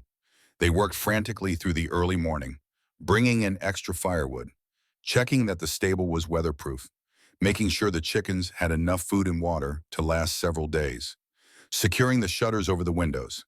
Every task was critical because once the storm hit, they'd be trapped inside until it passed. By midday, the wind had picked up, howling through the pines like a living thing. Snow fell so thick Abigail could barely see 10 feet in front of her. They finished the last preparations and retreated inside just as the storm's full fury descended. The cabin shook under the assault of wind. Snow piled against the walls, drifting up past the windows. The temperature inside dropped despite the roaring fire. Silas hung extra blankets over the door and windows, creating barriers against the cold. Abigail heated stones in the fire, then wrapped them in cloth to place at the foot of the sleeping pallet for warmth. They were trapped together in this small space, cut off from the outside world completely. For 3 days, the storm raged without pause. They slept in shifts, one of them always awake to tend the fire. They rationed food carefully, not knowing how long they'd be stuck. They barely spoke, conserving energy, existing in a strange twilight state between waking and sleeping. On the 4th day, the wind finally died. The silence that followed was almost shocking after days of relentless noise. Silas opened the door to find snow drifted nearly to the roof. They were completely buried. It took hours to dig their way out. They worked together, passing shovels, spelling each other when arms grew tired. Finally, they broke through into brilliant sunshine. The world was transformed, every tree weighted with snow, every surface gleaming white, the air so cold it burned to breathe. The stable had held. The chickens had survived. The cabin had weathered the storm without damage. They'd made it through their first real test of winter. That evening, exhausted but victorious, they sat by the fire sharing a meal of hot stew. Abigail felt something shift between them. They'd survived this together, relied on each other, worked as partners rather than master and burden. She'd proven she could handle hardship without breaking. Silas must have felt it too because, for the first time since she'd arrived, he smiled at her. Not the faint ghost of a smile she'd seen before, but a real one that reached his eyes and softened his weathered face. You did good. Real good. The praise warmed her more than the fire ever could. Winter deepened its grip on the mountains. The days grew shorter, the nights colder. Snow fell almost daily, sometimes gentle flurries that dusted the pines, other times blizzards that trapped them inside for days. Abigail learned to read the sky, to recognize the signs of coming weather. She learned which tasks could be postponed and which had to be done regardless of conditions. She also learned to shoot. Silas started her with a small rifle, teaching her to hold it properly, to sight down the barrel, to squeeze the trigger rather than pull. Her first attempts were disasters. The recoil knocked her backward. Her shots went wide. She flinched before firing and threw off her aim. But Silas was patient. He showed her how to brace herself, how to breathe, how to become part of the weapon rather than fighting against it. After 2 weeks of practice, she hit her first target, a mark carved into a tree trunk 50 yards from the cabin. The surge of pride she felt was almost overwhelming. She'd done something her father had always said she was too clumsy to manage. She'd proven him wrong. Good. Now do it again. She did, and again, until hitting the target became more common than missing. One evening, about 2 months after she'd arrived at the cabin, Abigail was preparing dinner when she realized something had changed. She moved around the small space with confidence now, no longer second-guessing every action. She knew where everything belonged, knew how Silas liked his coffee, knew the rhythm of their days together. More than that, she'd stopped waiting for him to tell her she was failing, stopped bracing for criticism that never came, stopped seeing herself through her father's eyes. She looked down at her hands, rough and calloused now from work. Strong hands, capable hands. Hands that could chop wood and mend leather and bring down a deer at 100 yards. When had that happened? When had she become this person? Silas noticed her studying her hands. Something on your mind? I was just thinking about how different I am now, how different I feel. Different how? She struggled to find words. Like I'm solid, like I take up space in the world, and that's okay. Does that make sense? Perfect sense. He stood and crossed to the shelf where he kept Sarah's journal. He'd shown it to Abigail that once, weeks ago, and then put it away. Now he opened it, flipped through pages, found what he was looking for. Sarah wrote this about a month before she died. He read aloud, "The worst prison isn't made of bars. It's made of other people's opinions. They tell you who you are, what you're worth, and if you believe them long enough, you forget how to believe anything else." He closed the journal. You're breaking out of that prison. That's what's different. Abigail felt tears prick her eyes, but they were good tears, healing tears. Did she ever break out? She was starting to, but she didn't have enough time. His voice cracked slightly on those last words.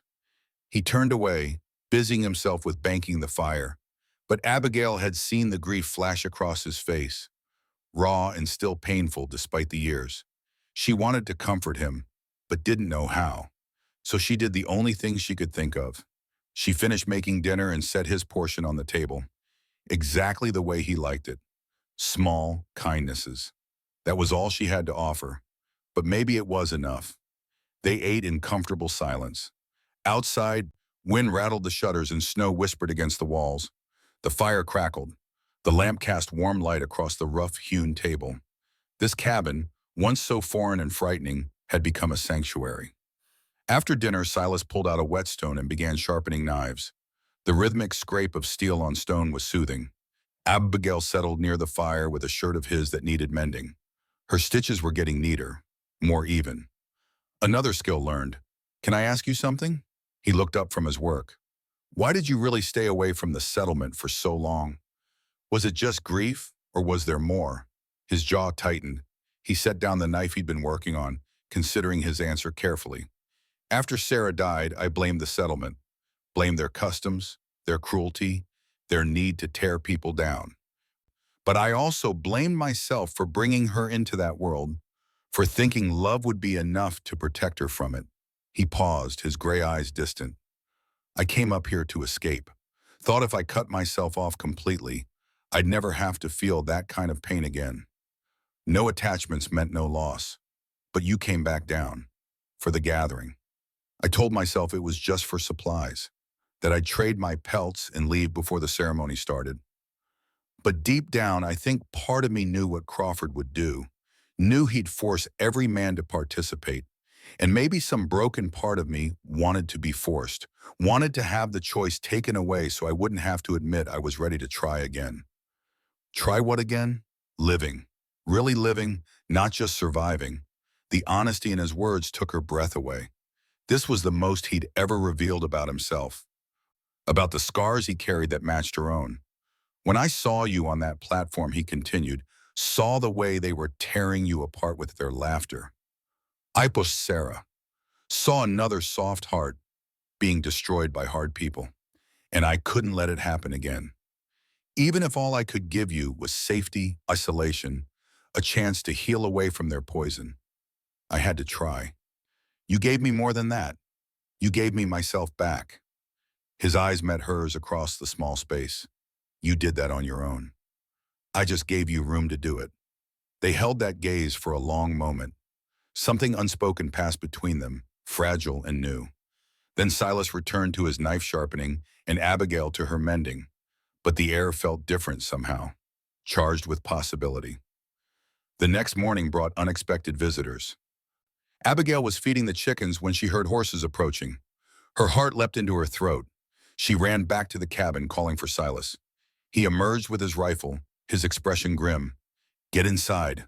Bar the door. But now she obeyed, her hands shaking as she dropped the heavy bar across the door. Through a gap in the shutters, she watched 3 riders emerge from the tree line. Her stomach dropped when she recognized them. Marcus Webb and his 2 companions. They stopped about 30 yards from the cabin, close enough to talk but far enough to avoid seeming immediately threatening.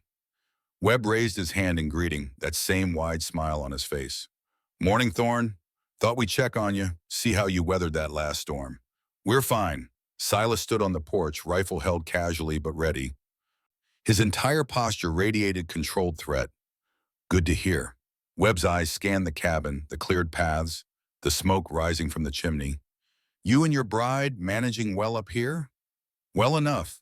That's real good. Because I'd hate to think of a woman suffering up here in the cold. Isolated. No one to help if something went wrong. The words were friendly, but the underlying threat was clear.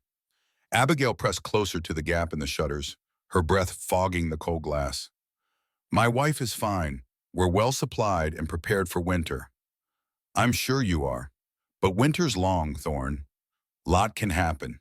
Accidents, equipment failures. A man alone up here with just a woman for company. It's dangerous. Silas's grip on his rifle tightened slightly. I appreciate your concern, but we don't need anything from you. Now, don't be hasty. Webb leaned forward in his saddle. I'm offering neighborly assistance. If you need help, we're right down at Black Rock Creek, close enough to reach in an emergency. And if I don't want neighbors that close?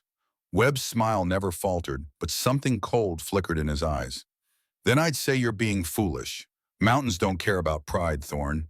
They kill the proud just as quick as the weak. I've survived these mountains longer than you've been trapping them, Webb. That you have. But you were alone then. Now you've got responsibilities. A wife to protect. Makes a man vulnerable. The threat was barely veiled now. Abigail's heart pounded against her ribs. She wanted to scream at them to leave, wanted to grab a rifle herself and drive them away, but she forced herself to stay quiet, to trust that Silas knew how to handle this. I protect what's mine. Silas's voice dropped lower, harder. And I don't take kindly to threats, veiled or otherwise. No threat intended, just friendly advice. Webb straightened in his saddle. but I'll leave you to your peace for now." The last two words hung in the air like a promise of future trouble. Webb and his men turned their horses and rode back into the trees. They moved slowly, deliberately, making it clear they weren't afraid or retreating, just choosing to leave. Silas stood on the porch until they were completely out of sight. Then he came inside, barred the door behind him, and immediately began checking weapons. What did he want? Abigail's voice came out shakier than she'd intended. Silas paused in his work, looking at her with those steady gray eyes. To let us know he's watching. To remind us we're vulnerable up here. To see if I'd scare easily. Will you? No, but we need to be smarter, more careful. He pulled down the shotgun from above the door, checked its load. From now on, you keep a weapon within reach at all times. You know how to use the rifle now. If anyone comes and I'm not here, you don't open the door. You don't negotiate. You just aim through the shutters and make it clear you'll shoot if they try to force their way in. Abigail nodded, her mouth dry.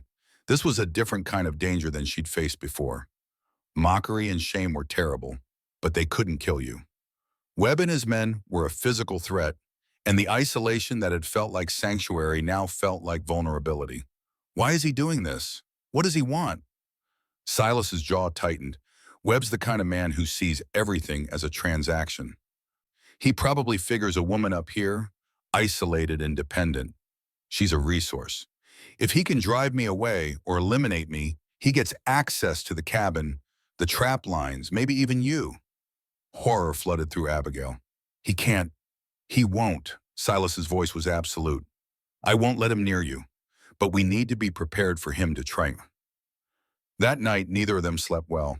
Silas kept his rifle within arm's reach, and every sound outside made them tense.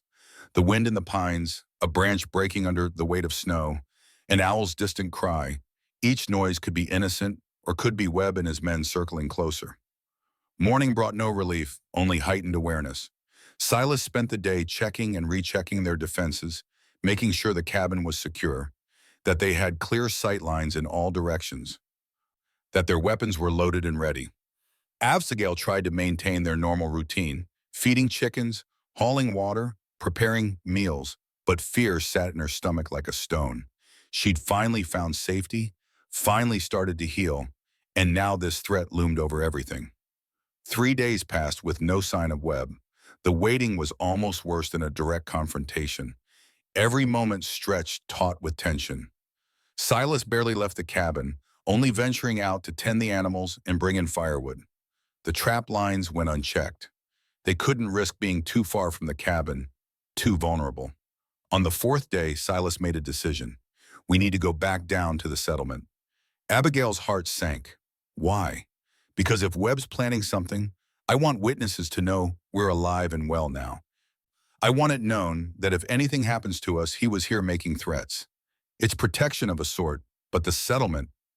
I know. Silas's expression softened slightly. I know it's hard for you there, but this is necessary.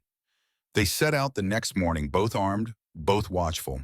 The trail down seemed longer than Abigail remembered, each bend potentially hiding an ambush. But they reached the settlement without incident. The square was less busy this time, the deep cold keeping most people close to their fires. But word of their arrival spread quickly. Within minutes, a small crowd had gathered, curious and whispering. Tobias Crawford emerged from his cabin, his weathered face creased with concern. Silas, heard you've had visitors up your way. So he already knew. Information traveled fast in the mountains, even in winter. Marcus Webb stopped by, making threats thinly disguised as neighborly concern. Crawford's expression darkened. Webb's trouble, always has been. His brother learned that the hard way. You think he killed his brother? Can't prove it. But Jonas Webb was an experienced mountaineer. Don't make sense he'd trigger an avalanche in terrain he knew like his own hand. Crawford spat into the snow. You watch yourself, Thorne. Webb's patient. He'll wait for the right moment. That's why I'm here. Wanted folks to know we're well, in case Webb tries something and then claims it was an accident. Smart. Crawford glanced at Abigail, who stood slightly behind Silas, her hand resting on the rifle slung across her back. Your woman looks like she can handle herself now. She can. Pride colored Silas's voice. and Abigail felt warmth bloom in her chest despite the cold and the fear. They spent an hour at the provision store, restocking supplies and making their presence known. Abigail noticed people watching her differently now, not with the outright mockery of before, but with a kind of wary respect. She was no longer the pathetic girl who'd stumbled on the platform. She was the woman who'd survived months in the high country, who carried a rifle with confidence, who stood beside Silas Thorne as an equal rather than a burden. Warren Hewitt appeared as they were loading their supplies onto Storm. Abigail's stomach clenched when she saw her father approaching. She hadn't spoken to him since the gathering, hadn't even thought about him much, but seeing him now brought back a flood of old pain. Abigail. His voice was gruff, uncertain. He looked older than she remembered, his face more deeply lined, his shoulders stooped. Father. The word came out formal, distant. They were strangers now, connected only by blood and shared history. You look well. Different. I am different. Warren's eyes flicked to Silas, who stood a few feet away, giving them space but watchful. He treating you right? The question surprised her. There was genuine concern in it, something she hadn't expected. He treats me better than I've ever been treated. He sees my worth. Warren flinched at that, the implied criticism landing hard. Your stepmother says I should. That is, she thinks maybe I was too hard on you. Before, maybe. The word came out sharper than she'd intended. Warren shifted his weight, uncomfortable. I was wrong, about you, about what you were capable of. He gestured toward her, taking in the rifle, the confident posture, the way she held herself. You're stronger than I gave you credit for. Abigail wanted to feel vindicated, wanted this admission to heal something inside her. But all she felt was tired. Tired of caring what he thought, tired of needing his approval, tired of the weight of his disappointment that she'd carried for so long. Thank you for saying that, but it doesn't change anything. You made your choices, I've made mine. Warren nodded slowly. Fair enough. He started to turn away, then paused. If you need anything, if things go wrong up there, you've got family here still. I've got all the family I need. She glanced at Silas as she said it, and something passed between them. Not love exactly, not yet, but partnership, trust. The foundation of something that could become love, if given time to grow. Warren left without another word. Abigail watched him go, feeling a strange mixture of relief and sadness. She'd wanted his approval for so long, and now that she had something like it, she found it didn't matter anymore. She'd built her worth on her own achievements, not his opinion. They rode back up the mountain in silence. The sun was setting, painting the snow pink and gold. Despite the threat from Webb, despite the confrontation with her father, Abigail felt something like peace settling over her. She'd faced her past. She'd proven herself.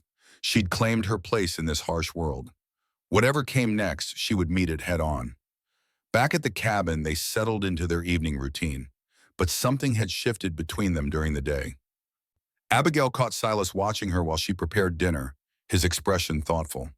When their hands brushed while passing plates, neither pulled away quickly. That night, after the meal was cleared and they sat by the fire, Silas spoke quietly. I'm proud of you, the way you handled yourself today. Your father, the settlement, all of it. I had good training. He smiled, that rare full smile that transformed his face. You had courage. That's not something I can teach. Abigail met his eyes across the firelight. You gave me the space to find it again. That's more valuable than any lesson. They held that gaze for a long moment. Then Silas stood and crossed to where she sat. He held out his hand, that same gesture from the gathering, from their first ride together. But this time it felt different. This time it felt like a choice rather than a rescue. Dance with me. The words were so unexpected that Abigail almost laughed. Here? Now here. Now there's no music. We don't need music. He pulled her gently to her feet. His rough hand found her waist. His other hand clasped hers. They stood like that for a moment, not moving, just existing in this small space where firelight met shadow. Then Silas began to move, slow and steady like the creek in summer. No fancy steps, no practiced grace, just simple movement, one foot then another, turning slowly in the small cabin. Abigail followed his lead, and for the first time in her life, Dancing didn't feel like mockery or humiliation. It felt like joy, like freedom, like claiming something that had been stolen from her and making it hers again. They moved together until the fire burned low and the cold began to creep in. Then Silas stepped back, his hands lingering on her waist for just a moment before releasing her. Sleep well, Abigail. You too. She climbed to the loft, her heart full in ways she couldn't quite name. Below, she heard Silas settling on his bench, heard the rustle of blankets as he prepared for sleep. And in the darkness, she smiled, because tonight she'd danced, and it had been beautiful. The next week passed quietly. No sign of Webb, no threats, just the steady rhythm of winter life. Chopping wood, hauling water, tending animals, preparing meals. The work was hard but satisfying. Abigail could see the results of her labor in the stocked woodpile, the fed chickens, the warm cabin.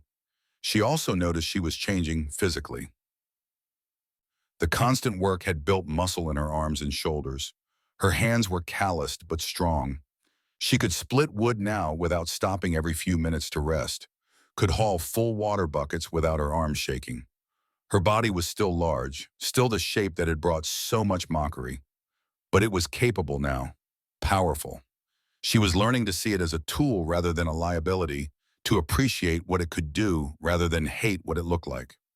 One afternoon, Silas asked her to come check the trap lines with him.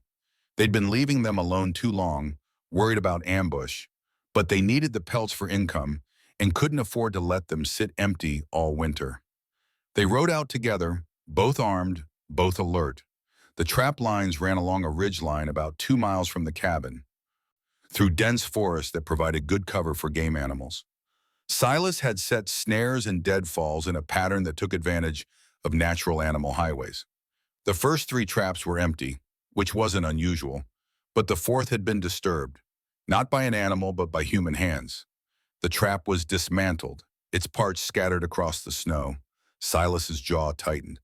Webb, how do you know? Because this is his style. Intimidation through sabotage. Make us think we're being watched, that we're vulnerable. He knelt in the snow, examining the scattered pieces. He was here yesterday, maybe the day before. Tracks are mostly filled in. Abigail's hand tightened on her rifle. What do? We reset the trap. We check the rest of the line. We don't let him intimidate us. But what if he's still out here? What if he's watching now? Then he sees we're not afraid.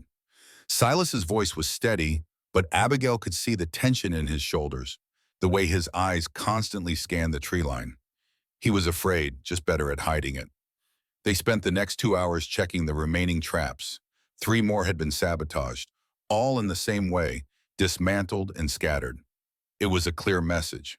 Webb could reach them anywhere, could disrupt their livelihood, could make their lives difficult without ever showing himself. By the time they rode back to the cabin, the sun was setting and the temperature was dropping fast. Storm's breath steamed in the frigid air. Abigail's fingers were numb inside her mittens, her face raw from the cold wind. Inside the cabin, Silas immediately began checking weapons again. His movements were sharp, controlled anger radiating from him. This can't continue. If he keeps sabotaging the lines, we won't have enough pelts to trade come spring. We need that income to buy supplies for next winter. So what do? Abigail asked, though she dreaded the answer. We confront him, go to his camp at Black Rock Creek, and make it clear his harassment stops now. When? Tomorrow, while we still have daylight and the weather's clear. That night, Abigail lay awake in the loft, fear churning in her stomach.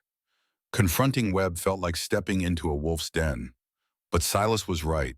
They couldn't continue like this, always looking over their shoulders, always waiting for the next act of sabotage. She thought about Sarah, about the woman who'd been ground down by cruelty until she couldn't bear it anymore.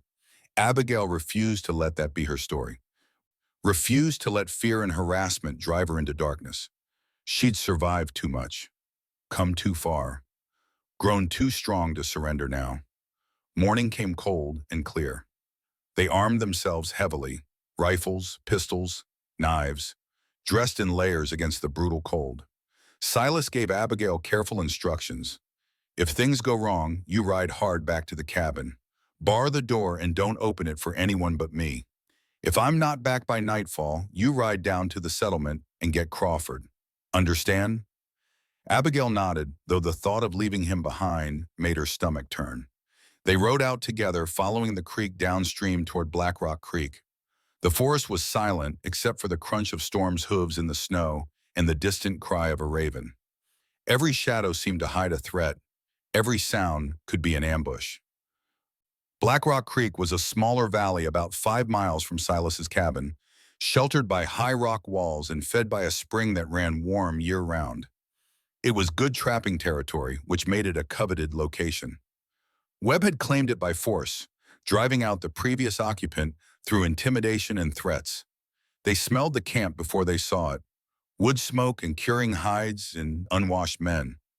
Then the clearing came into view. 3 rough shelters built against the rock wall, a large fire pit, pelts hanging from makeshift racks, and 3 men standing near the fire, waiting. They knew we were coming. Silas's voice was grim. This was a trap, or at least a test. Webb wanted this confrontation. Too late to turn back now. They rode into the clearing, both tense and ready for violence. Webb stepped forward, that same wide smile on his face. But his hand rested casually on the pistol at his belt. Silas Thorne, didn't expect to see you down this way. Something I can help you with? You've been sabotaging my trap lines, have I? Webb's expression was all innocence. That's a serious accusation. 3 traps dismantled in the last week. Your tracks all over my territory. Funny thing about tracks in snow, they all look the same after a while. Hard to prove who made them. Silas dismounted in one fluid motion, his hand on his rifle. I'm not here to prove anything. I'm here to make sure it stops. Or what? The challenge hung in the air between them. Webb's companions moved closer, flanking their leader. Abigail's hand tightened on her own rifle. The odds were bad, 3 against 2, and she was still learning to shoot. If this turned violent, they might not make it out. Or I go to Crawford and the Settlement Council. Lay out everything you've done, the threats, the sabotage, the intimidation. Let them decide if you're welcome in this territory anymore. Webb's smile finally faded. His eyes went cold and hard. You'd bring the council into this? Over a few traps? Over harassment of my wife and interference with our livelihood? Yes, Abigail's heart swelled at that. My wife, not my burden, not my responsibility, but my wife. Equal partner in this confrontation. Webb studied them for a long moment. Then he laughed, but there was no humor in it. You've got stones, Thorne, I'll give you that. Coming here, outnumbered. Making threats, not threats. Promises. Fine. Webb held up his hands in mock surrender. Your trap lines are safe. No more interference. We'll all just be friendly neighbors out here in the wilderness. The words were right, but his tone wasn't. This wasn't over. He was backing down for now, but the threat remained. Glad we understand each other. Silas remounted Storm without taking his eyes off Webb. They began to back the horse toward the edge of the clearing, never turning their backs on the 3 men. Just one thing, Thorne. Webb's voice stopped them at the tree line. Winter's long. Lots of things can happen in winter. Accidents, misunderstandings. A man can't watch his back every minute of every day. The threat was clear.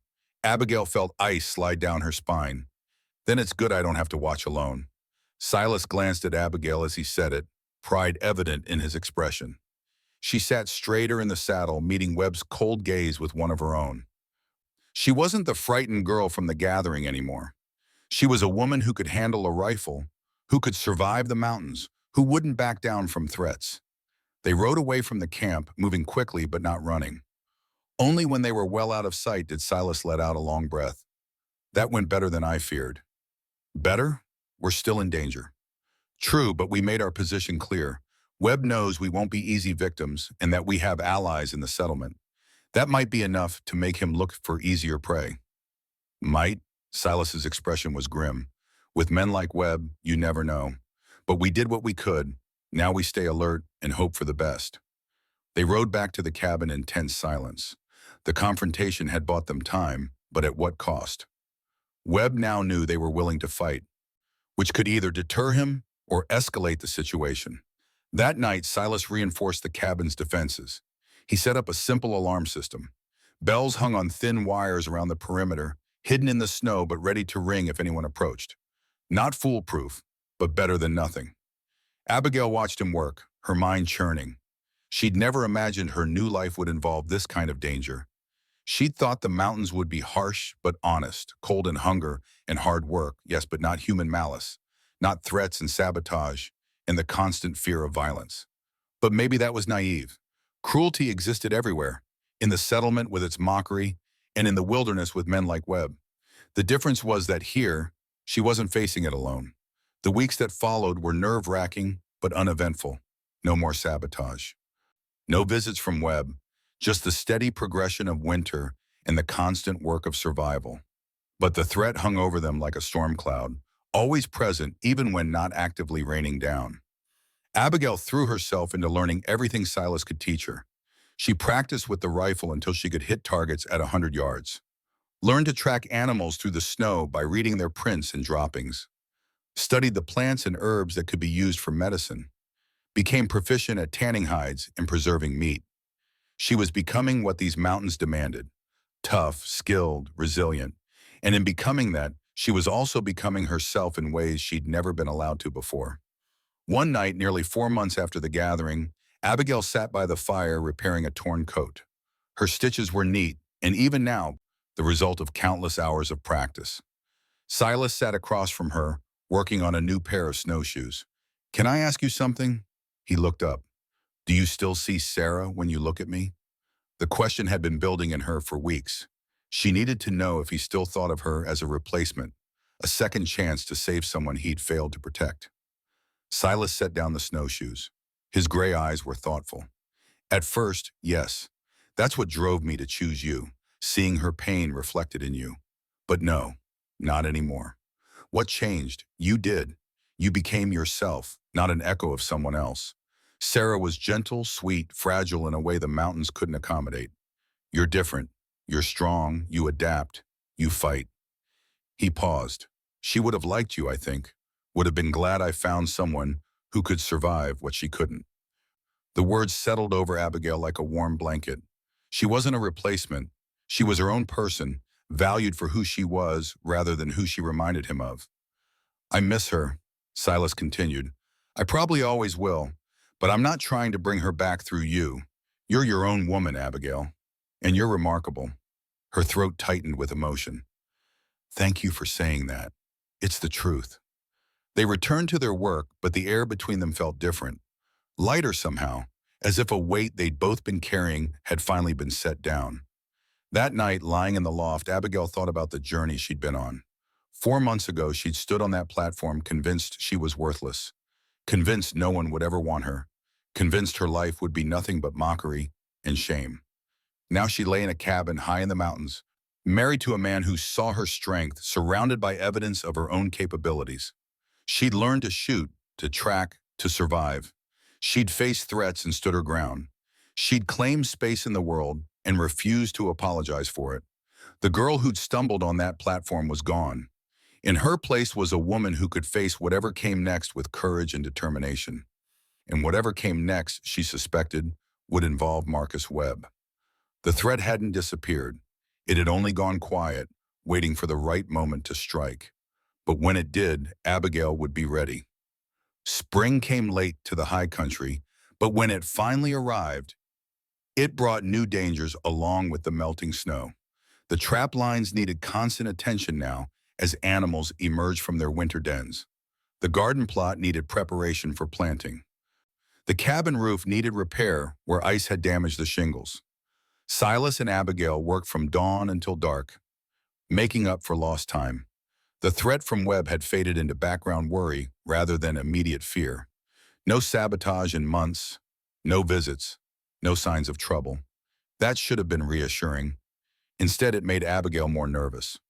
Men like Webb didn't simply give up and move on. They waited for opportunities. One morning in early April, Silas announced he needed to ride down to the settlement for spring supplies. Seeds for planting, salt for preserving meat, ammunition to replace what they'd used during the winter. The trip would take most of the day. "You're not coming with me this time," Abigail looked up from the bread dough she was kneading. Why not? Because someone needs to stay and watch the cabin. And because I need you to check the southern trap line while I'm gone, we can't afford to let them sit another day. Alone, you're ready. You know the route, you know how to reset the traps, and you can shoot straight if you need to. He met her eyes. I trust you. Those 3 words meant more than any lengthy speech could have.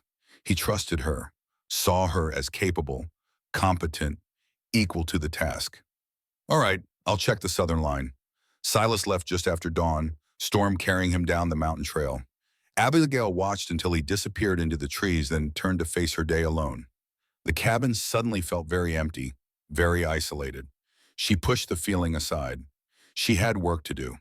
After finishing the morning chores, feeding chickens, hauling water, banking the fire, she set out for the southern trap line. It ran through a narrow valley about a mile from the cabin, following a creek where beaver built their dams. Silas had shown her the route twice, made her memorize landmarks, taught her to read the terrain. She moved confidently through the forest, rifle slung across her back, knife at her belt. The spring air was cool but pleasant, filled with the sound of running water and birdsong. New growth pushed up through the melting snow, green shoots and tiny flowers that would soon carpet the forest floor. The first 3 traps were empty but intact. She reset them carefully, exactly as Silas had taught her. The 4th trap held a beaver, freshly caught, its pelt prime and valuable. She dispatched it quickly, mercifully, and began the process of removing it from the trap. That's when she heard the horses. 3 riders emerged from the trees on the far side of the creek. Abigail's heart lurched into her throat. She recognized them immediately. Marcus Webb and his 2 companions. Well, well, look who's out here all alone. Webb's voice carried across the rushing water. His smile was wide, but his eyes were cold. Abigail's hand moved slowly toward her rifle. Where's Thorn? Gone to the settlement.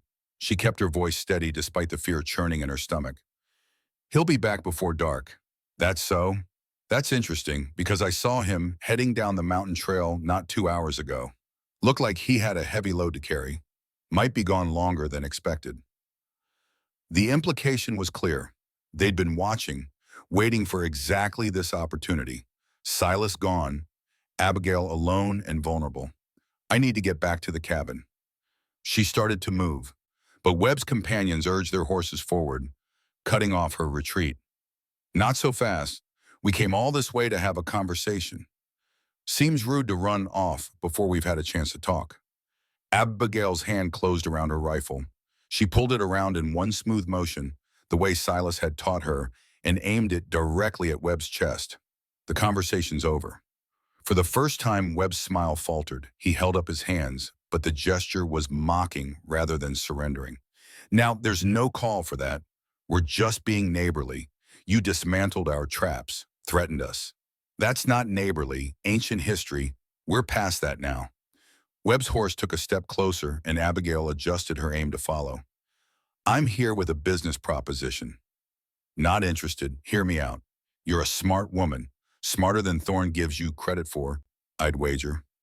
You see, winter was hard. My trapping didn't go as well as I'd hoped.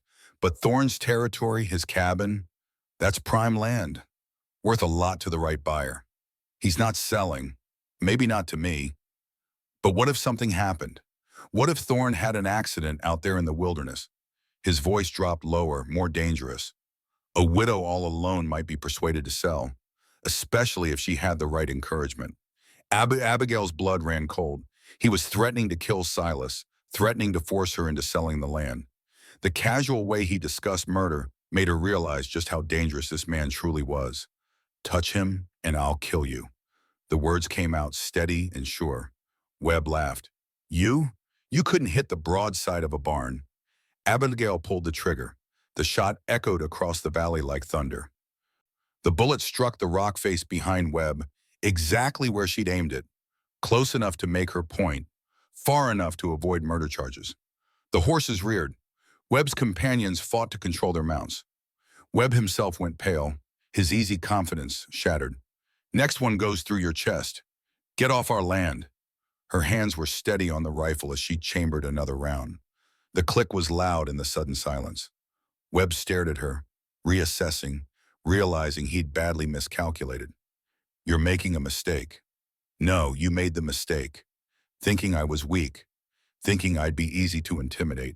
She took a step forward, rifle still aimed. This is your only warning. Stay away from us. Stay away from our land. Next time I see you, I shoot first. Webb's jaw tightened.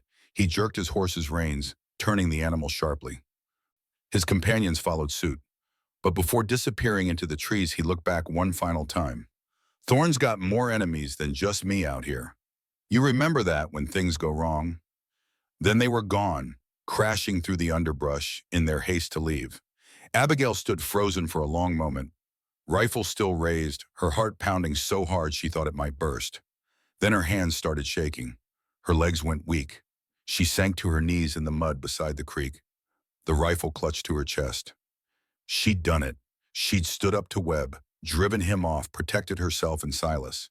But the cost was high. They'd made a powerful enemy, and Webb's parting words suggested there were others like him out here, other men who saw their land as something to be taken.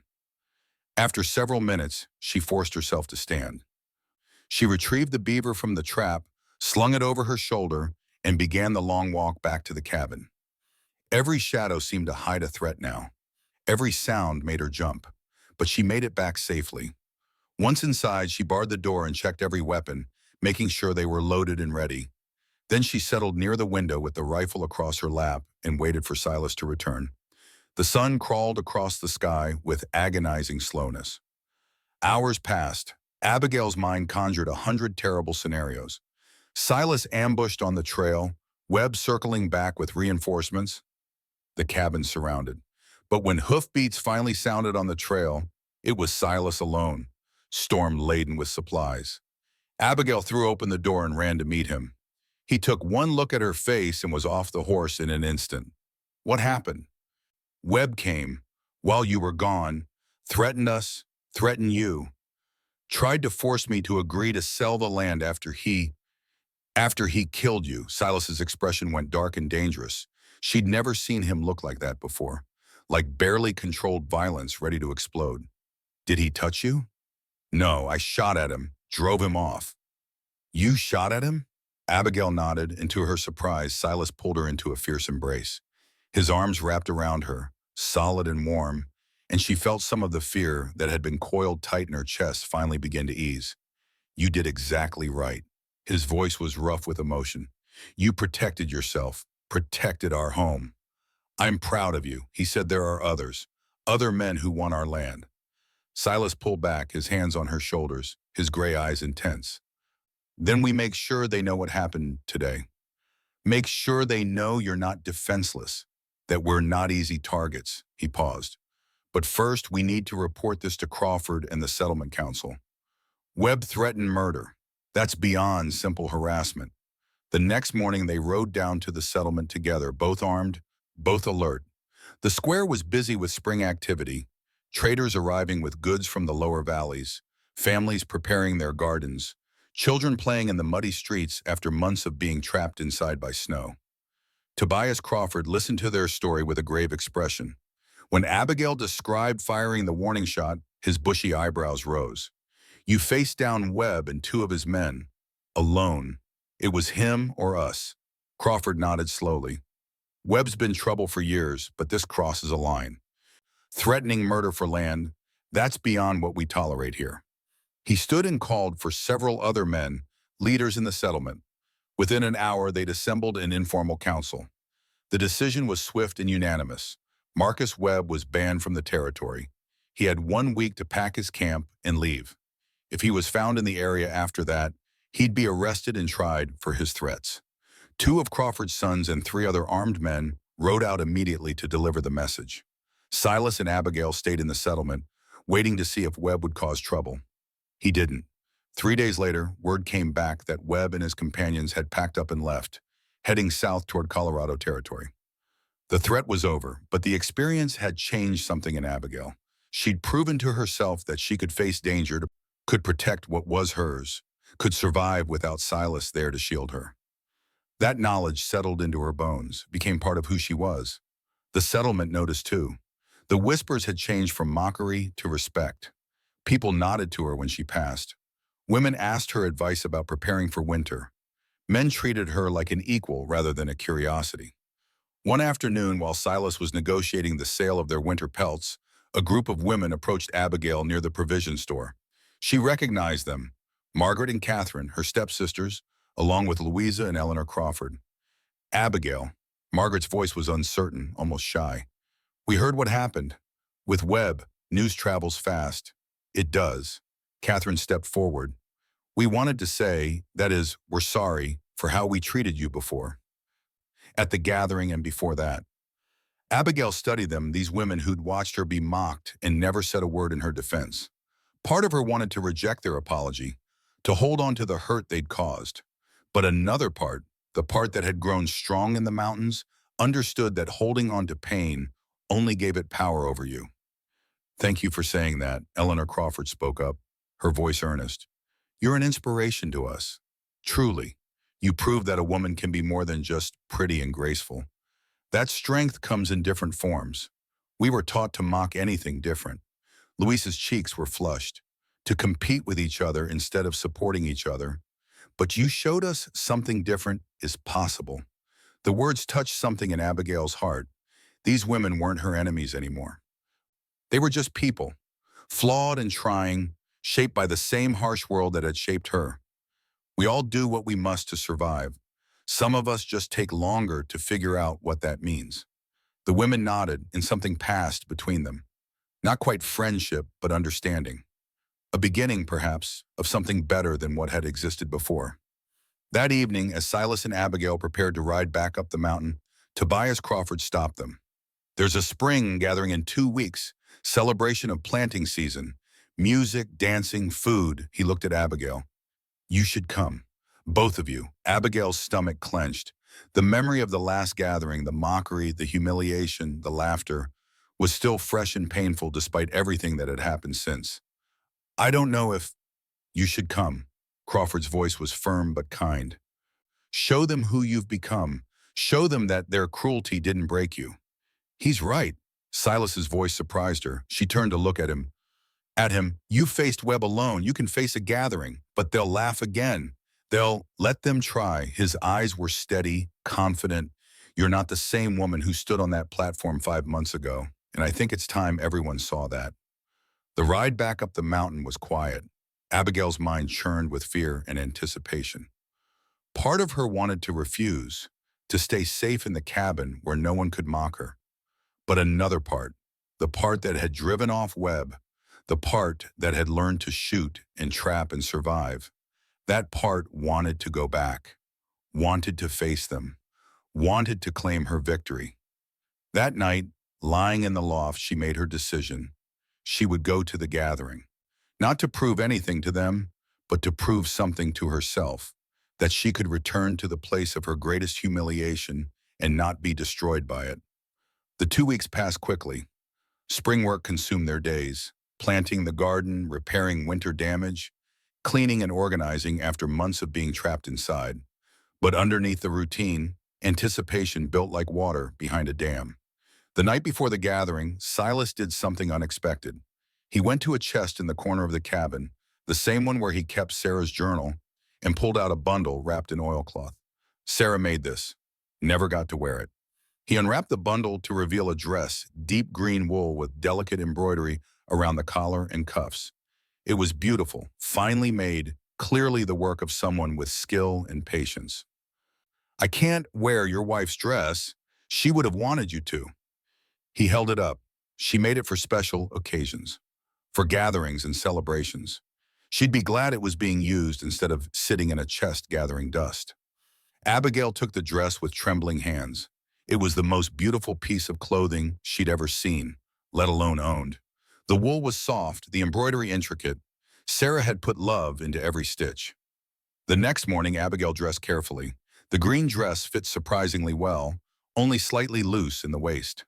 She braided her hair neatly and even pinned some early wildflowers into it at Silas's suggestion. When she looked at her reflection in the small mirror, she barely recognized herself. The woman looking back was strong, confident, capable.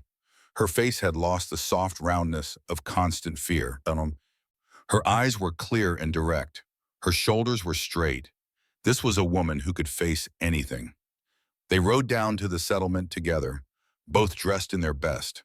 The gathering was in full swing when they arrived. Music from fiddles and guitars, long tables laden with food, children running and playing, adults talking and laughing. Heads turned when they rode in. Conversations stopped mid-sentence. The music faltered briefly before picking up again. Silas dismounted first, then helped Abigail down. This time, when his hands lingered on her waist, it felt natural. Right. They stood there for a moment, facing the gathering together. Ready? She took a deep breath. Ready. They walked into the crowd, and Abigail felt every eye on her. But this time, the weight of those stares felt different. There was surprise, yes, and speculation, but also a kind of grudging respect. She'd survived, more than survived. She'd thrived. And they could see it. They moved through the gathering, greeting people, accepting congratulations on driving Webb away. Abigail found herself actually enjoying conversations, no longer shrinking from attention, but meeting it head on. Then she saw him, her father, Warren, standing near one of the food tables with Constance. Their eyes met across the crowd. For a moment, neither moved. Then Warren nodded slowly, a gesture that held acknowledgement, if not quite approval. Abigail nodded back. They would probably never be close, would never recover the relationship they'd had before her mother died. But maybe that was okay. Maybe some bridges were meant to stay burned so you could move forward instead of back. The music swelled as the sun began to set. People moved toward the open space that served as a dance floor. Couples paired off, beginning to dance to a lively reel. Abigail felt her stomach tighten. Dancing. Of course there would be dancing. The memory of being mocked, of stumbling, of laughter, it all came rushing back. Silas must have sensed her tension because he turned to her, his expression gentle. You don't have to, I know, but I want to. The words surprised her even as she said them, but they were true. She wanted to reclaim this, wanted to dance not in secret in a cabin, but here in public, in front of everyone who'd mocked her. She wanted to prove that joy wasn't something she had to hide. Then dance with me. He offered his hand, that same gesture he'd made so many times. At the gathering, at the cabin, each time an offer of partnership rather than pity. She took it, her rough palm against his, and let him lead her toward the dance floor. People noticed. Of course they noticed. The music faltered slightly. Conversations died. Everyone turned to watch as Silas and Abigail stepped onto the dance floor. Abigail's heart hammered in her chest. Her palms were sweating. Every instinct screamed at her to run, to hide, to protect herself from the coming mockery. But Silas's hand was steady at her waist. His eyes were on hers, not on the crowd. Dance with me, not for them. She nodded, unable to speak past the lump in her throat. The music resumed, slower now, a waltz instead of a reel. Silas began to move, and she followed. Step by step, they moved together across the packed earth. This time, Abigail didn't stumble, didn't trip over her own feet. She moved with growing confidence, trusting Silas to lead, trusting herself to follow. The crowd was silent, watching, waiting for her to fail perhaps, or maybe just witnessing something they'd never expected to see, the girl they'd mocked dancing with grace and joy. Silas spun her gently, and Abigail let out a small laugh. The sound seemed to break some spell. Other couples began to join them on the dance floor. The music swelled. Life returned to the gathering. But Silas and Abigail remained at the center, moving together like they'd been doing this for years instead of months. His hand was warm against her back, her fingers curled around his shoulder. They moved as one, perfectly synchronized. You're beautiful when you smile. Silas's voice was quiet, meant only for her. Abigail looked up at him, startled. He'd never said anything like that before. Had carefully avoided any comment on her appearance, good or bad. Thank you, I mean it. You've always been beautiful, but now you believe it. That's what's different. The words settled warm in her chest, not because she needed him to find her beautiful, but because he saw beauty in her confidence, in her strength, in the person she'd become. The music slowed, winding toward its end. Silas pulled her closer, his arms encircling her in a way that felt protective, but also tender. Around them, other couples danced, but Abigail was aware only of him, his warmth, his strength, the steady beat of his heart against her cheek. The final notes faded into silence. Applause rippled through the gathering, but it wasn't mocking. It was genuine appreciation for the music, for the moment, for the transformation they'd all witnessed. Silas and Abigail stepped apart, but his hand remained on her waist, steadying her. She looked around at the faces watching them and saw surprise, respect, even admiration. These were the same people who'd laughed at her 5 months ago, but they weren't laughing now. Tobias Crawford approached, a smile creasing his weathered face. That was well done. Both of you. Thank you for inviting us. Abigail's voice was steady, confident. She wasn't the frightened girl who'd stood on the platform anymore. She was a woman who'd claimed her place in this harsh world and refused to apologize for it. The gathering continued around them, more dancing, more music, more food and conversation. Silas and Abigail moved through it all together, no longer outsiders, but part of the community. People approached to congratulate them, to welcome them back, to acknowledge the journey they'd made.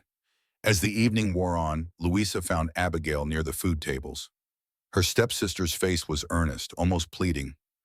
Can I speak with you? Alone? Abigail nodded, and they moved away from the crowd into the shadows at the edge of the gathering. I need to tell you something. Louisa's voice was barely above a whisper. That day at the gathering, when they mocked you, I wanted to stop them. Wanted to say something, but I was too afraid of being mocked myself, I know. Fear makes us do things we regret. I've thought about it every day since. Thought about how I failed you when you needed someone to stand up for you. Tears glittered in Louisa's eyes. I'm so sorry. I should have been braver. You're being brave now. That's what matters. Louisa wiped at her eyes. You're different, stronger, but also kinder than I'd be if I were in your place.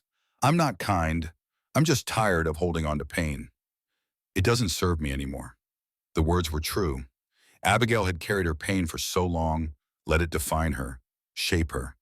But in the mountains, working beside Silas, building a life from nothing, she'd learned that pain was a choice. She could hold on to it or she could let it go. And letting go meant freedom. Louisa hugged her impulsively. Thank you for showing us what real strength looks like. After her stepsister left, Abigail stood alone for a moment, looking up at the stars beginning to appear in the darkening sky. The same stars that shone over the cabin, over the mountains, over this vast territory where she'd found herself. She heard footsteps behind her and turned to find Silas approaching. Ready to go home? Home. The words settled warm in her chest. Yes, let's go home. They made their farewells and mounted Storm together. The gathering continued behind them as they rode up the trail toward the mountains, toward their cabin, toward the life they'd built together. The ride was quiet, comfortable. Abigail's arms wrapped around Silas's waist, her cheek resting against his back. She felt peaceful in a way she'd never experienced before, as if all the broken pieces of herself had finally been put back together. When they reached the cabin, Silas helped her down from the horse. But instead of releasing her immediately, his hands lingered on her waist. He looked down at her, his gray eyes reflecting starlight. Thank you for coming tonight, for being brave. Thank you for giving me a reason to be brave. He smiled, that rare full smile that transformed his face. You always had that reason. You just needed time to find it. They stood like that for a long moment, the space between them charged with possibility. Then Silas leaned down slowly, giving her time to pull away if she wanted. She didn't want to. His lips met hers in a kiss that was gentle, tentative, asking rather than demanding. Abigail kissed him back, her hands moving to his shoulders, anchoring herself to this moment, this man, this life she'd claimed for herself. When they pulled apart, both were breathing hard. Silas rested his forehead against hers. I love you, Abigail. Not because you remind me of Sarah, not because I needed to save you, but because of who you are. Your strength, your kindness, your courage, all of it. The words wrapped around her heart like a warm blanket. I love you too. It was the truth. Somewhere between learning to shoot and facing down Webb, Between quiet evenings by the fire and dancing under the stars, she'd fallen in love with this quiet, patient man who'd seen her worth when she couldn't see it herself. They went inside together, and for the first time, Abigail didn't climb to the loft alone. They lay together on the furs by the fire, wrapped in each other's arms, talking quietly about the future, about plans for the summer and the next winter, about the life they would build together. And in the darkness, with Silas's heartbeat steady beneath her ear, Abigail finally understood what her mother had meant all those years ago. Strength came in different forms. It came in the ability to keep going when everything hurt, in the courage to be kind when the world was cruel, in the power to choose love over fear, growth over stagnation, life over mere survival. She'd survived the mockery and the shame. She'd survived the wilderness and the threats. She'd survived everything the world had thrown at her. And in surviving, she'd discovered who she truly was. Not the burden her father had seen, not the joke the settlement had made her, but a woman of strength and capability and worth. A woman who could face anything and come out stronger on the other side. The fire burned low. Outside, the mountain wind whispered through the pines. And in the cabin, two people who'd found each other in the midst of hardship slept peacefully, knowing that whatever came next, they would face it together.